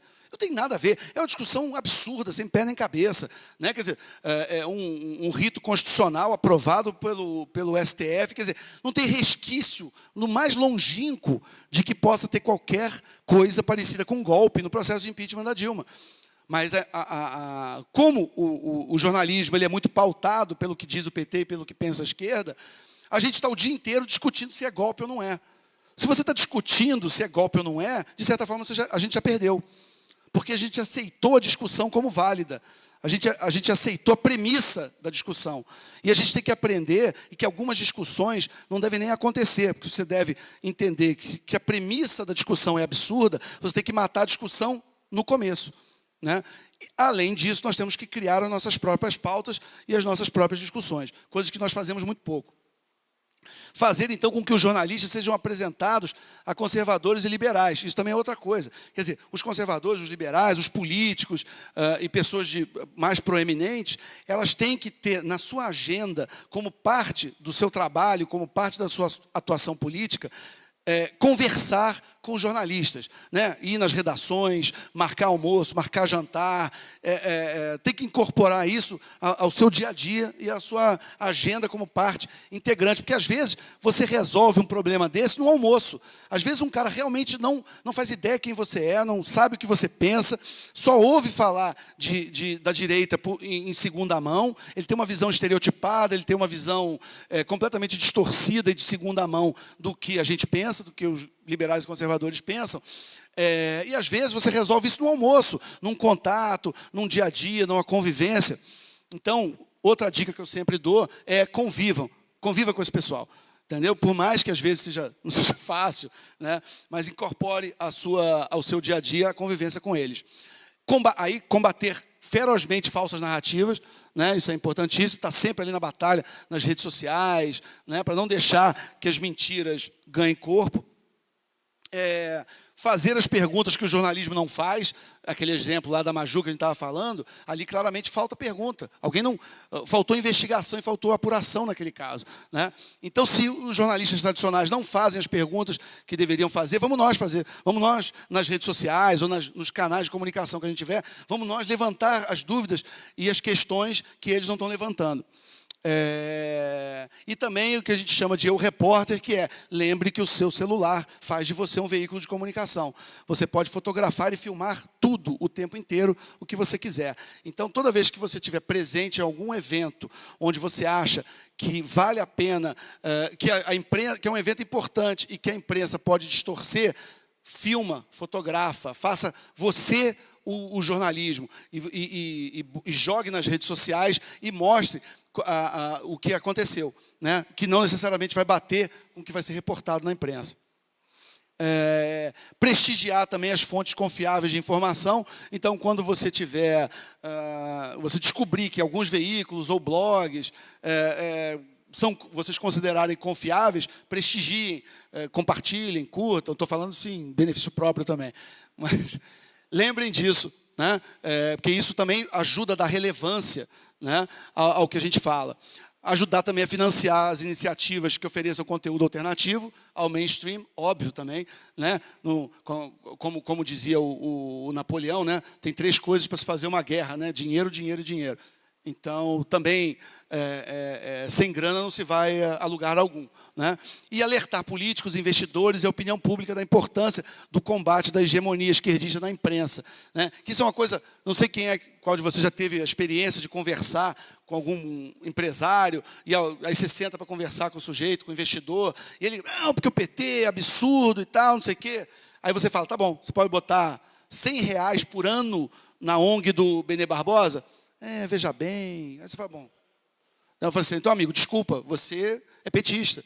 Né? Você está do lado deles. Né? Porque se você não tem... você vai gastar 200 nesse jantar e você não tem 100 de anuidade para dar dinheiro para o movimento Viva Brasil do Benê Barbosa, por exemplo, como podia dar outros, ou ajudar o Miguel, ou ajudar uma série de iniciativas importantes. Então, desculpa. Né? Fica quieto. Você não é contra o PT. Mostra, prova que você é contra o PT. Bota a mão na porra do bolso. Entendeu? porque a gente está perdendo essa batalha também por falta de apoio, também por falta de patrocínio, também por falta de investimento, né? E não precisa ser milhões, não. É claro que os milhões são muito bem-vindos, entendeu? Mas, às vezes, se você tiver 5 mil por mês, 10 mil por mês, 2 mil... Estou falando no caso de empresários e investidores, tá? Que talvez seja menos do que o que ele gasta de comida para o cachorro, que ele manda vir da Bélgica, né? Pode fazer alguma diferença no quadro e no cenário político do Brasil. Vamos lá. E além disso, aí o Andrew Breitbart, que é o fundador daquele portal Breitbart.com, que é um dos portais conservadores mais importantes dos Estados Unidos, e o Andrew, que morreu prematuramente em 2012, é um cara que eu sou fã dele, e ele era um grande crítico da imprensa americana, e ele falava o seguinte: caminhe pelo fogo, que é o quê? Não fuja do combate, né? Quer dizer, é um combate, é uma luta. Se não ficar todo dia no pé desse pessoal, se não ficar todo dia comentando, combatendo as narrativas, criando outras narrativas, eles vão nadar de braçada e vão vencer sempre. Não tenha medo do que vão te chamar. Todas essas coisas que são ditas contra você é porque eles querem te paralisar onde está.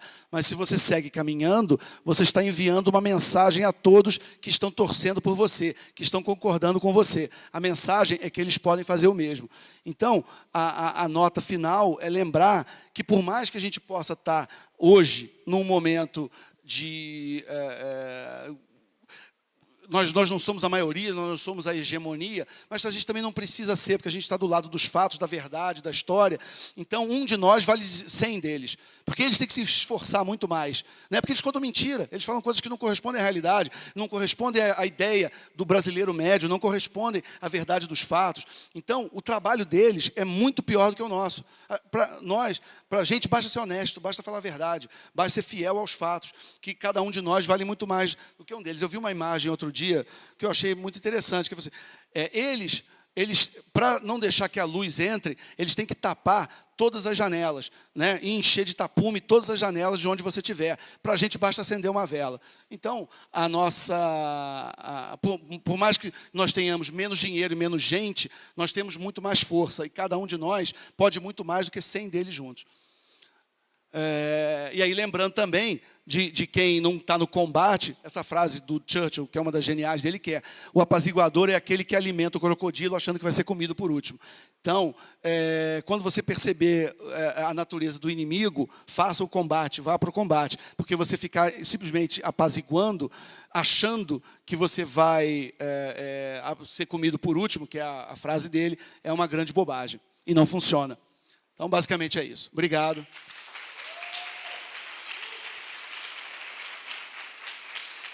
Eu gostaria de saber se o fato de o Foro de São Paulo ter sido omitido, ter sido escondido da grande mídia nacional, foi de fato um comprometimento desses veículos com esse esquema criminoso latino-americano, ou foi apenas foi comprometimento ou estupidez criminosa mesmo?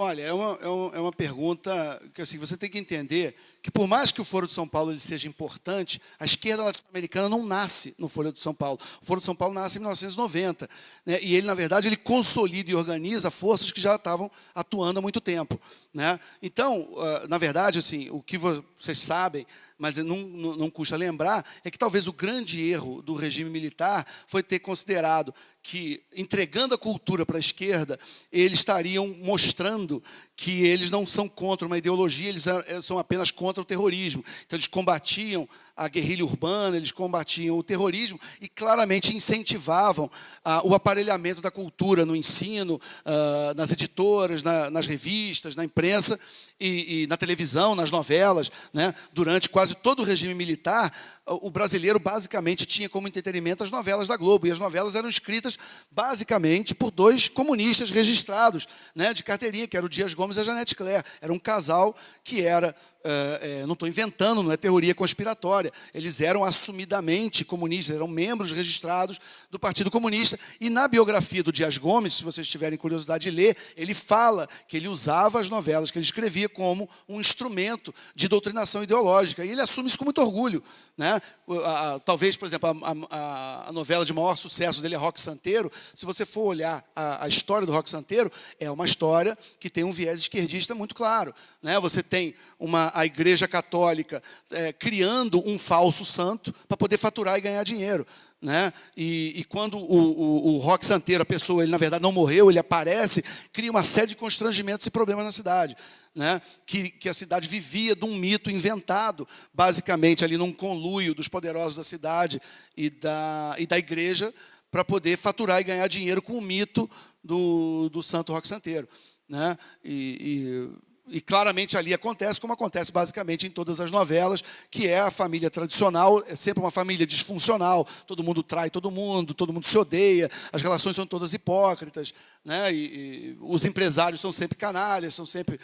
E, na verdade, os únicos que têm alguma retidão moral é sempre o jornalista, o professor, o ativista, né? Aliás, nessa novela, a Babilônia, que foi a pior novela em audiência da história da Rede Globo, que a Rede Globo devia aprender o que é entregar as novelas para a militância. Não sei se vocês lembram, mas tinham como personagens o conflito, talvez o conflito principal da novela. Confesso que eu não acompanhei muito não, mas do que eu li, do que eu sei, né? Você tinha a Fernanda Montenegro, que era a advogada, lésbica, democrática, lutou contra a ditadura, e os inimigos dela eram quem? Os evangélicos, safados, mau caráteres e hipócritas, né? Que era aquele pessoal da Arlete Salles e do Marcos Palmeira. Então, ali, a Babilônia é interessante porque você entende a cabeça da Globo, você entende a cabeça do artista e do roteirista de novela da Globo. Eles se veem na Fernanda Montenegro, naquele papel, né? Como os pansexuais de esquerda, em nome da justiça e da democracia, contra esse pessoal conservador, evangélico, cristão, hipócrita, que fala uma coisa, mas dentro de casa, na família, eles são outra coisa totalmente diferente. E eles fazem aquilo só para enganar o povo e ganhar dinheiro, né?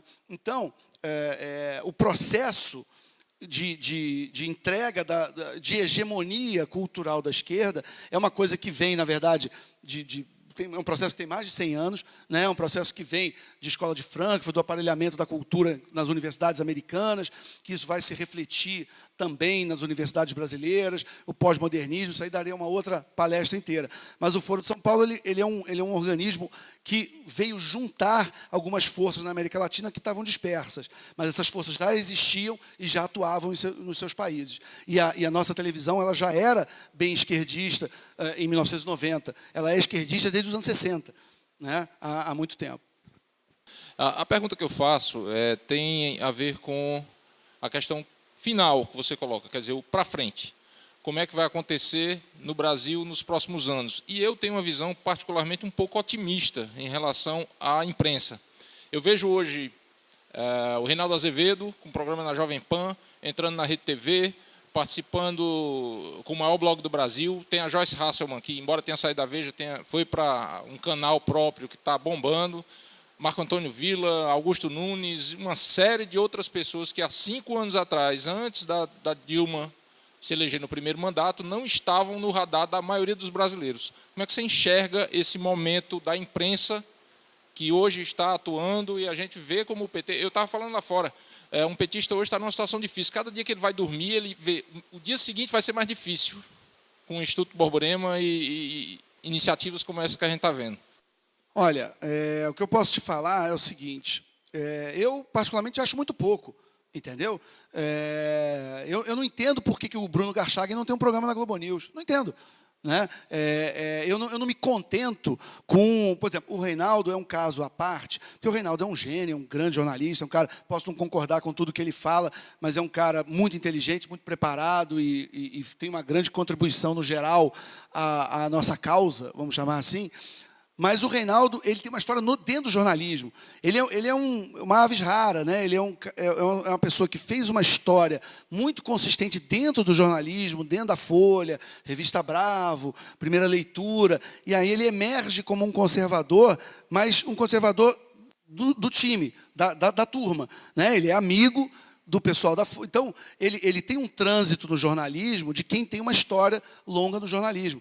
Então, eu acho que o caso dele não é um caso, vamos dizer assim, que sirva de exemplo, porque é um caso onde você tem um jornalista que tem uma história muito consistente dentro do próprio jornalismo e que depois vira um comentarista conservador. E é por isso ele acabou sendo legitimado por alguns veículos, e ele está quase em todo lugar. Ele está na Rede TV, ele está na Folha, ele está na Veja, ele está na Jovem Pan, entendeu? Daqui a pouco precisa clonar ele, né? E eu lamento que outros caras que eu acho inteligentíssimos e muito bons, que deveriam ter mais espaço, deveriam ser chamados, eles, pela chamada imprensa tradicional, não são chamados. Então, eu acho que a nossa batalha mal começou, entendeu? Eu acho que a gente está... ainda falta muito. Essas pequenas vitórias que nós tivemos, para mim, ainda não são nada, entendeu? O Andrew Breitbart, esse que eu botei a última frase, ele numa entrevista uma vez, um cara perguntou: mas você não acha legal a Fox News? Ele falou: eu não me contento com a Fox News, eu quero o Avatar. Ele falou do filme na época que fez 1 bilhão nas bilheterias, e é basicamente um filme que tem uma agenda de esquerda, né?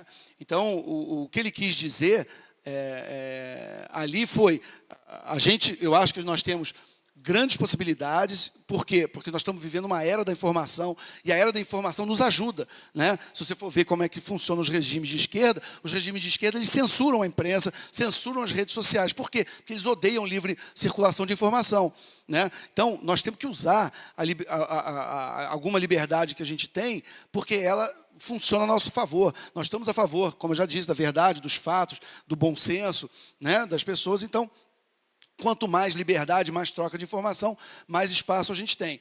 Mas ainda está longe do ideal, ainda é muito pouco, a gente ainda tem muito o que fazer. Gosto vamos dizer, desse começo, acho que nós estamos aí esquentando, eu acho que nós estamos fazendo alongamento antes da corrida, mas a corrida nem começou ainda, entendeu? Então ainda tem muito trabalho pela frente. O senhor mesmo falou para o doutor Miguel da questão de obter apoios e para os intentos que esse grupo de pessoas está tendo. Existe um sistema que o senhor mesmo usa, que é o Patreon, que provavelmente pode ser muito interessante para outras pessoas que estão divulgando essas ideias, seja factível de utilizar. Não é? É um patrocínio que as pessoas podem fazer individualmente, a cota é extremamente variável, você pode ir de $1 até, sei lá, quanto você quiser, mensalmente contribuindo com essas pessoas, para que esses objetivos eles sejam alcançados. Como o Alexandre falou, isso vai demorar ainda um pouco. A parte cultural ainda tem que ser muito trabalhada. Nós temos que criar o terreno para plantar as sementes, cuidar da plantinha quando estiver nascendo, e quando essa planta estiver dando frutos, cuidar desses frutos para que eles não apodreçam. Então, é um trabalho longo, mas é um trabalho que vai valer a pena, se Deus quiser. Obrigado, Alexandre. Parabéns. Obrigado. A gente realmente precisa de fontes de financiamento. Eu acho toda a fonte bacana, é claro, mas não vamos enganar. A gente não tem que pensar em R$10, a gente tem que pensar em 10 milhões. Né? Então, aí a gente vai começar a brigar de igual para igual. E nós estamos ainda muito longe disso, né? Então, por exemplo, o João Moreira Salles, que vocês devem conhecer, que é o herdeiro do Unibanco, ele criou uma revista, ele é um cara de esquerda, ele criou a revista Piauí, né?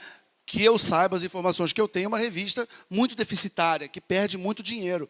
Mas ele tem muito dinheiro, ele tem bilhões, e ele banca, porque ele tem o prazer de ser dono de uma revista de esquerda e influenciar. Cadê o nosso João Moreira Salles? Entendeu?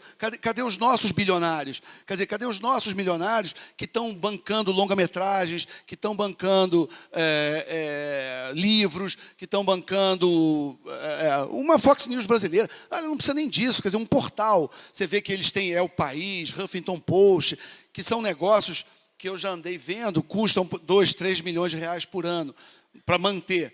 Para muita gente isso não é nada. Entendeu? Para um grupo de 5 caras, cada um dando 500 mil por ano, para algumas pessoas, isso para o patrimônio deles não é nada. Cadê esses caras? Por que não tem um El País de direita? Por que não tem um Huffington Post de direita? Entendeu? Então, eu acho legal a coisa do pingado, do R$10 aqui, 20 ali, acho charmoso, acho bacana, mas eu estou preocupado. Vocês devem lembrar de uma cena daquele filme A Rede Social, da história do Facebook, aquele Champar, que é o papel do Justin Timberlake, ele chega no bar e fala assim, para de pensar em milhão e começa a pensar em bilhão. Né?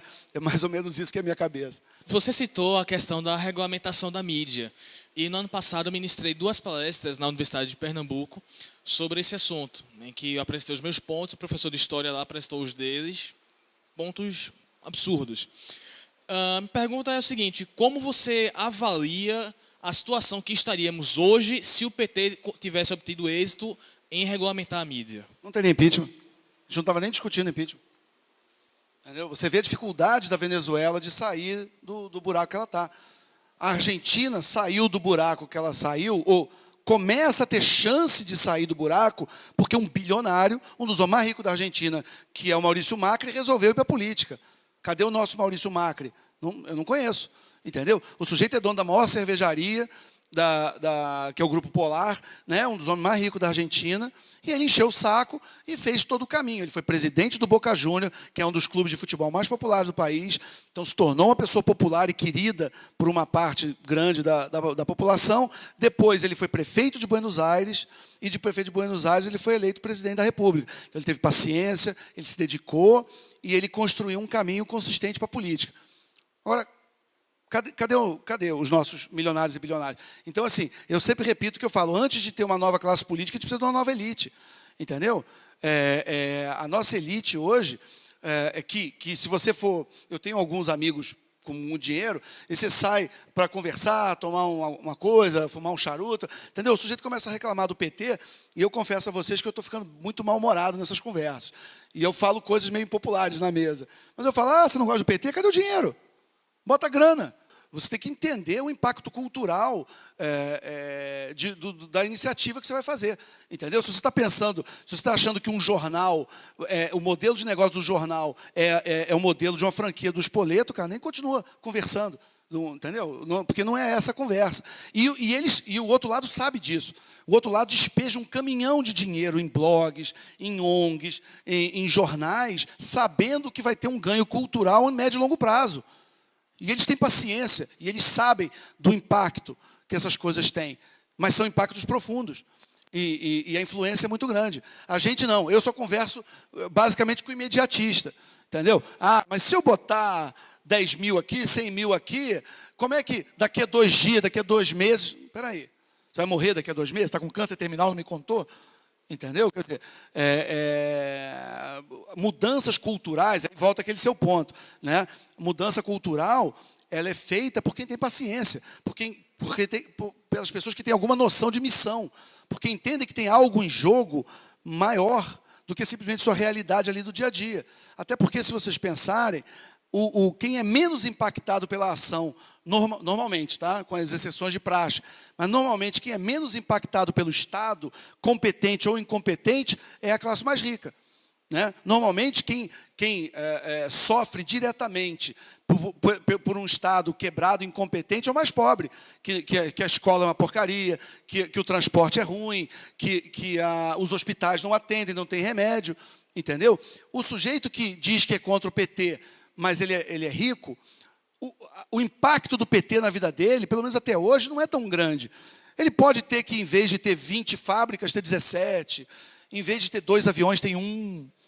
Né? De repente, não vai comprar aquela lancha de 20 pés, vai ter que se contentar com a dele, de 12. Entendeu? Mas o impacto de um governo corrupto ou incompetente na vida dele, e eu não estou nem falando dos casos óbvios, onde ele ganha algum dinheiro por ser ligado ao governo. Mas só do sujeito que não tem negócio com o governo, mas ele se jogar num projeto cultural de centro-direita ou de direita e conservador, e de alguma forma ter algum tipo de assédio por parte do governo ou dos militantes, o sujeito, quer saber? Que se dane, deixa eu ficar aqui na minha casa de campo, na minha lancha, tomando minha champanhe, e eu não quero dor de cabeça. E aí fica difícil, né? Porque sem coragem e sem disposição e vontade de lutar, nenhuma causa tem sucesso. Eu pedi o microfone para cumprimentar, parabenizar o Instituto Borborema por essa... Palmas. Por essa...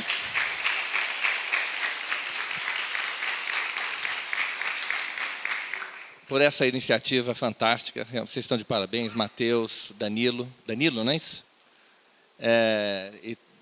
Enfim, todos vocês estão de parabéns, é uma coisa linda que vocês estão fazendo aqui. E quero também agradecer e cumprimentar os patrocinadores desse evento. São pequenos empresários, profissionais liberais, quer dizer, não é gente milionária, não é gente... E gente que compreendeu a importância disso aqui e bancou, não é? A gente precisa disso, eu acho que nós estamos do mesmo lado, na mesma trincheira, nós defendemos os mesmos valores, a liberdade de iniciativa, a liberdade de mercado, a família, enfim, o nosso direito de pensar e de levar a vida que nós achamos que é certa. Enfim, eu quero, então, cumprimentar a esses pequenos empresários e profissionais liberais por terem apoiado essa iniciativa. E espero que isso se repita outras vezes. Foi a primeira jornada. Eu faço votos de que a segunda e a terceira e a quarta, enfim, que isso se repita ainda por muitos anos. Então, meus parabéns. Obrigado, Miguel. Faço minhas as suas palavras. Muito obrigado a todos, organizadores e patrocinadores. A minha pergunta vem também ainda num contexto de que, a partir de amanhã, se Deus quiser e nos permitir essa vitória, nós iniciaremos o afastamento deste instrumento de poder, denominado PT, que em seu projeto de poder, vir ao solo. Mas é sabido também que os outros partidos que ocuparão o espaço também são oriundos de uma esquerda que, por serem comprometidos, na maioria dos seus integrantes, com os mesmos comportamentos pela corrupção e outros ilícitos, não se mostraram como a oposição que um país democrático teria que ter em sua plenitude. Daí, com a queda do PT, que está, se Deus quiser, em breve, nos agraciando a alegria de uma esperança de um Brasil melhor, eu gostaria de ouvir de você sobre o seu conhecimento das perspectivas estratégicas desses grupos maravilhosos que, pelas redes sociais, têm levantado o espírito de brasilidade do brasileiro para ir às ruas, no tocante a manter acesa aquela força que o Sérgio Moro precisa, em que os brasileiros, no amadurecimento político, têm que acordar na escolha de seus políticos, em especial com a condução das orientações que nós assistimos pelas redes sociais dos seus movimentos. Eu gostaria de algo a respeito para nos manter ainda acesa a chama de que, após a queda do PT e a assunção desses outros esquerdistas que ainda vão nos dar trabalho, com certeza, vocês também vão nos manter brasas ardentes a somar na melhoria da qualidade de vida de todos nós daqui para frente e por batalhas ainda a serem vencidas. Tá. Excelente pergunta, obrigado. E realmente eu acho que todos nós temos uma dúvida se as pessoas vão continuar mobilizadas, mas nós precisamos, o trabalho mal começou. Então também, se vocês puderem lembrar dessa mensagem, nós podemos ter uma grande vitória com o afastamento da Dilma, mas eles não vão parar de brigar nunca, e nós não podemos parar também, né? Então, não é porque a gente teve uma vitória tática importante, né, que a gente acha que a gente deu uma bala de prata e matou o lobisomem. Não. Né? Tem uma frase do Ronald Reagan importante, que ele diz que a liberdade está sempre uma geração de extinção. Ou seja, sempre vai ter pessoas contra a liberdade, contra os valores de responsabilidade individual, meritocracia, economia de mercado, contra a moralidade judaico-cristã, contra todo o arcabouço construído pela civilização ocidental. Sempre vai ter inimigo, sempre. Então, a gente tem que incorporar uma parte do nosso tempo a defesa desses valores, porque isso é a defesa da nossa civilização e da sociedade como ela é. Eu não posso falar em nome de cada um desses movimentos. O único que eu tenho um pouco mais de proximidade é o MBL, que eles são meus amigos, eu estou com eles desde o começo, e eu espero que eles continuem aguerridos, e eu espero que eles entrem na política, né? Eu fico muito preocupado quando eu escuto uma coisa de essa manifestação é apartidária. Aí você fala, mas vem cá, qual é a graça de ser partidária? Como é que você quer mudar a política sem políticos? Quer dizer, como é que você quer que não existe vazio de poder? Né? Quer dizer, você tira a Dilma, mas quem é que vai entrar no lugar? Quem é que vai ganhar a eleição de 2018? Quem é que vai ganhar as eleições municipais desse ano? Esse ano da eleição. Nós precisamos de bons candidatos. Entendeu? O Brasil hoje tem o Partido Novo, que é um partido liberal, tem o PSC, o Partido Social Cristão dos Bolsonaro, que é um partido conservador, tem o PSL, que está começando a aparecer, eu não tenho muita certeza, mas me parece um partido liberal, mais para o libertário talvez, mas existem opções fora da esquerda. Esses políticos precisam de apoio e eles precisam de voto, eles precisam de militância, porque o outro lado tem. Entendeu? Então, se vocês não estão planejando dar um golpe de Estado, né, e a gente vai continuar vivendo, espero eu, na democracia, com eleições, nós precisamos nós precisamos lutar no campo cultural, nós precisamos lutar na imprensa, nós precisamos lutar nas escolas, mas nós precisamos, pelo amor de Deus, vencer eleições. Tá? Então, não tenham preconceitos da política ou com os políticos. Os políticos são tão imperfeitos quanto nós. Né? Tem defeitos, tem qualidades, a gente tem que saber separar o joio do trigo, a gente não tem que acreditar ou exigir da classe política perfeição, porque ninguém é perfeito, muito menos nós. Nós temos que exigir que políticos carreguem as nossas bandeiras. Então, nós temos que ter muita clareza do que nós acreditamos, nós temos que ter muita consciência no que nós queremos ver acontecendo, e a partir daí nós vamos buscar políticos com bandeiras que coincidam com as nossas. E a partir daí votar sim, apoiar, não achando que esse sujeito não vai errar nunca, ou que você é obrigado a concordar 100% com o que ele fala, que é uma coisa que também me incomoda muito. Eu vejo muito direitista purista, que se o sujeito não concorda com 102% do que você pensa, esse cara é socialista, calma. De repente, eu acabei de elogiar o Reinaldo Azevedo, e o Reinaldo Azevedo tem posições em relação à família Bolsonaro que eu acho absurdas. Né? E daí? Né? Eu consigo separar coisas que ele fala que eu discordo e coisas que ele fala que eu concordo.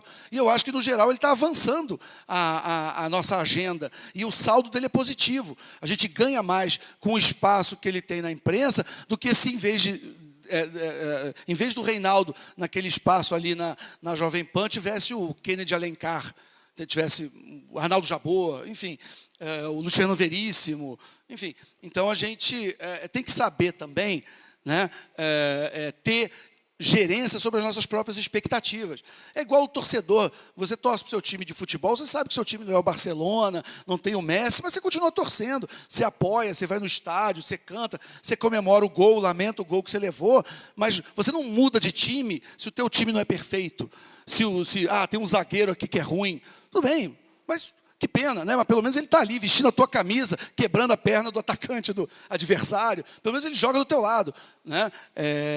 Então a gente tem que ter um pouco de pé no chão, entender a realidade imperfeita como ela é, sermos práticos, pragmáticos e apoiarmos quem carrega nossas bandeiras e quem pode avançar um passo de cada vez e ajudar com que a gente ocupe espaços e que as nossas ideias sejam cada vez mais ouvidas e implementadas, mesmo que por pessoas imperfeitas.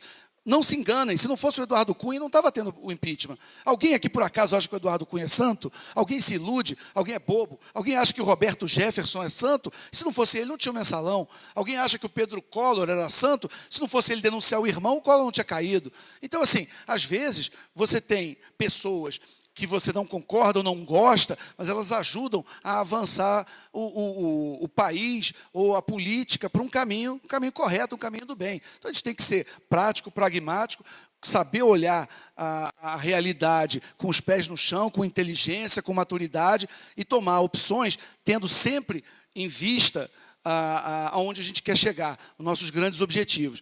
E eu acho que os brasileiros estão começando a tomar gosto pela discussão política. Eu tenho visto isso no meu dia a dia, nas redes sociais, nas palestras.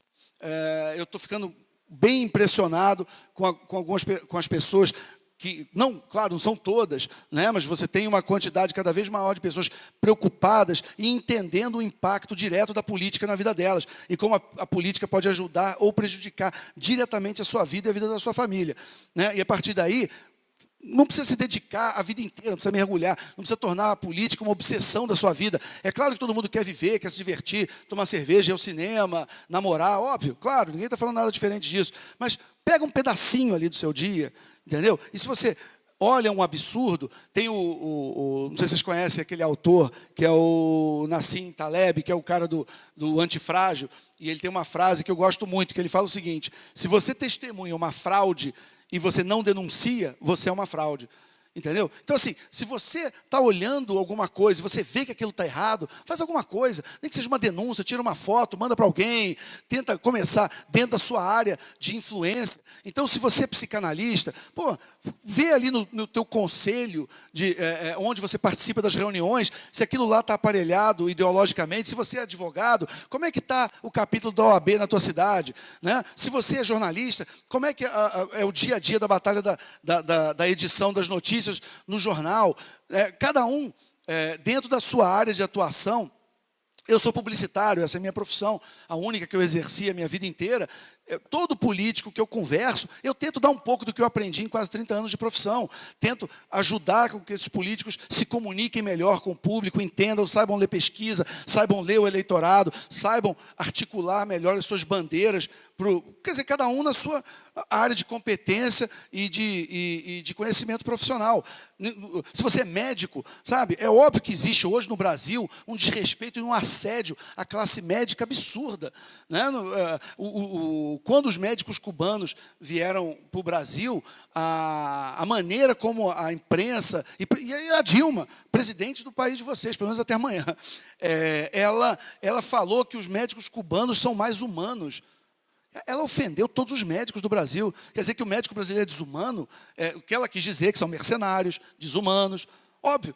Aí você fala, a sua classe profissional sendo atacada de dentro do Palácio Planalto pela Presidente da República, você sendo levianamente acusado de mercenário, de desumano, e fica por isso mesmo, sabe? Como é que você não, como médico, você não articula dentro da sua categoria profissional uma resposta ao governo, né, efetiva e eficiente? Então, cada um dentro da sua área de atuação, dentro da família, do círculo de amizade, você não precisa ser o chato do boteco, que senta e fala, ih, lá vem o fulano falar de política. Não, não precisa. Não seja chato, mas entenda que você, a sua atuação no seu microcosmo, na sua família, na escola, no seu trabalho, no seu sindicato, na organização da sua profissão, você faz muita diferença. É muito importante. Você vê as discussões que a gente está tendo aqui, as discussões que o Miguel tem do Escola Sem Partido.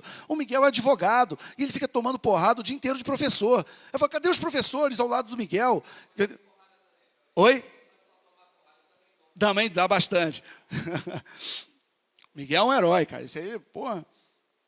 Mas, assim, faltam professores, entendeu? Ao lado dele, entendeu? Você não tem onde eles estão, né? Vocês ouviram a palestra do Miguel. O Escola Sem Partido não está nem criando uma lei nenhuma. Ele está apenas organizando a informação e mostrando o que a lei já mostra e já prevê. Entendeu? Então, um professor que estiver ao lado do Miguel ajudando a denunciar doutrinação dentro de uma escola, dentro da sala de aula, ele não está fazendo nada a não ser cumprir a lei. Então, se eu puder deixar também essa mensagem para vocês, que agora a hora já está muito adiantada, mas incorporem uma parte do seu tempo e da vida de vocês a entender o cenário político do país, a entender como a política impacta diretamente na vida de vocês, da família e do trabalho, e a partir daí tomem as atitudes que possam ser tomadas em termos de discussão, em termos de apoio, de tempo, de militância, de patrocínio, porque toda ajuda, por menor que seja, ela é muito bem-vinda. Obrigado.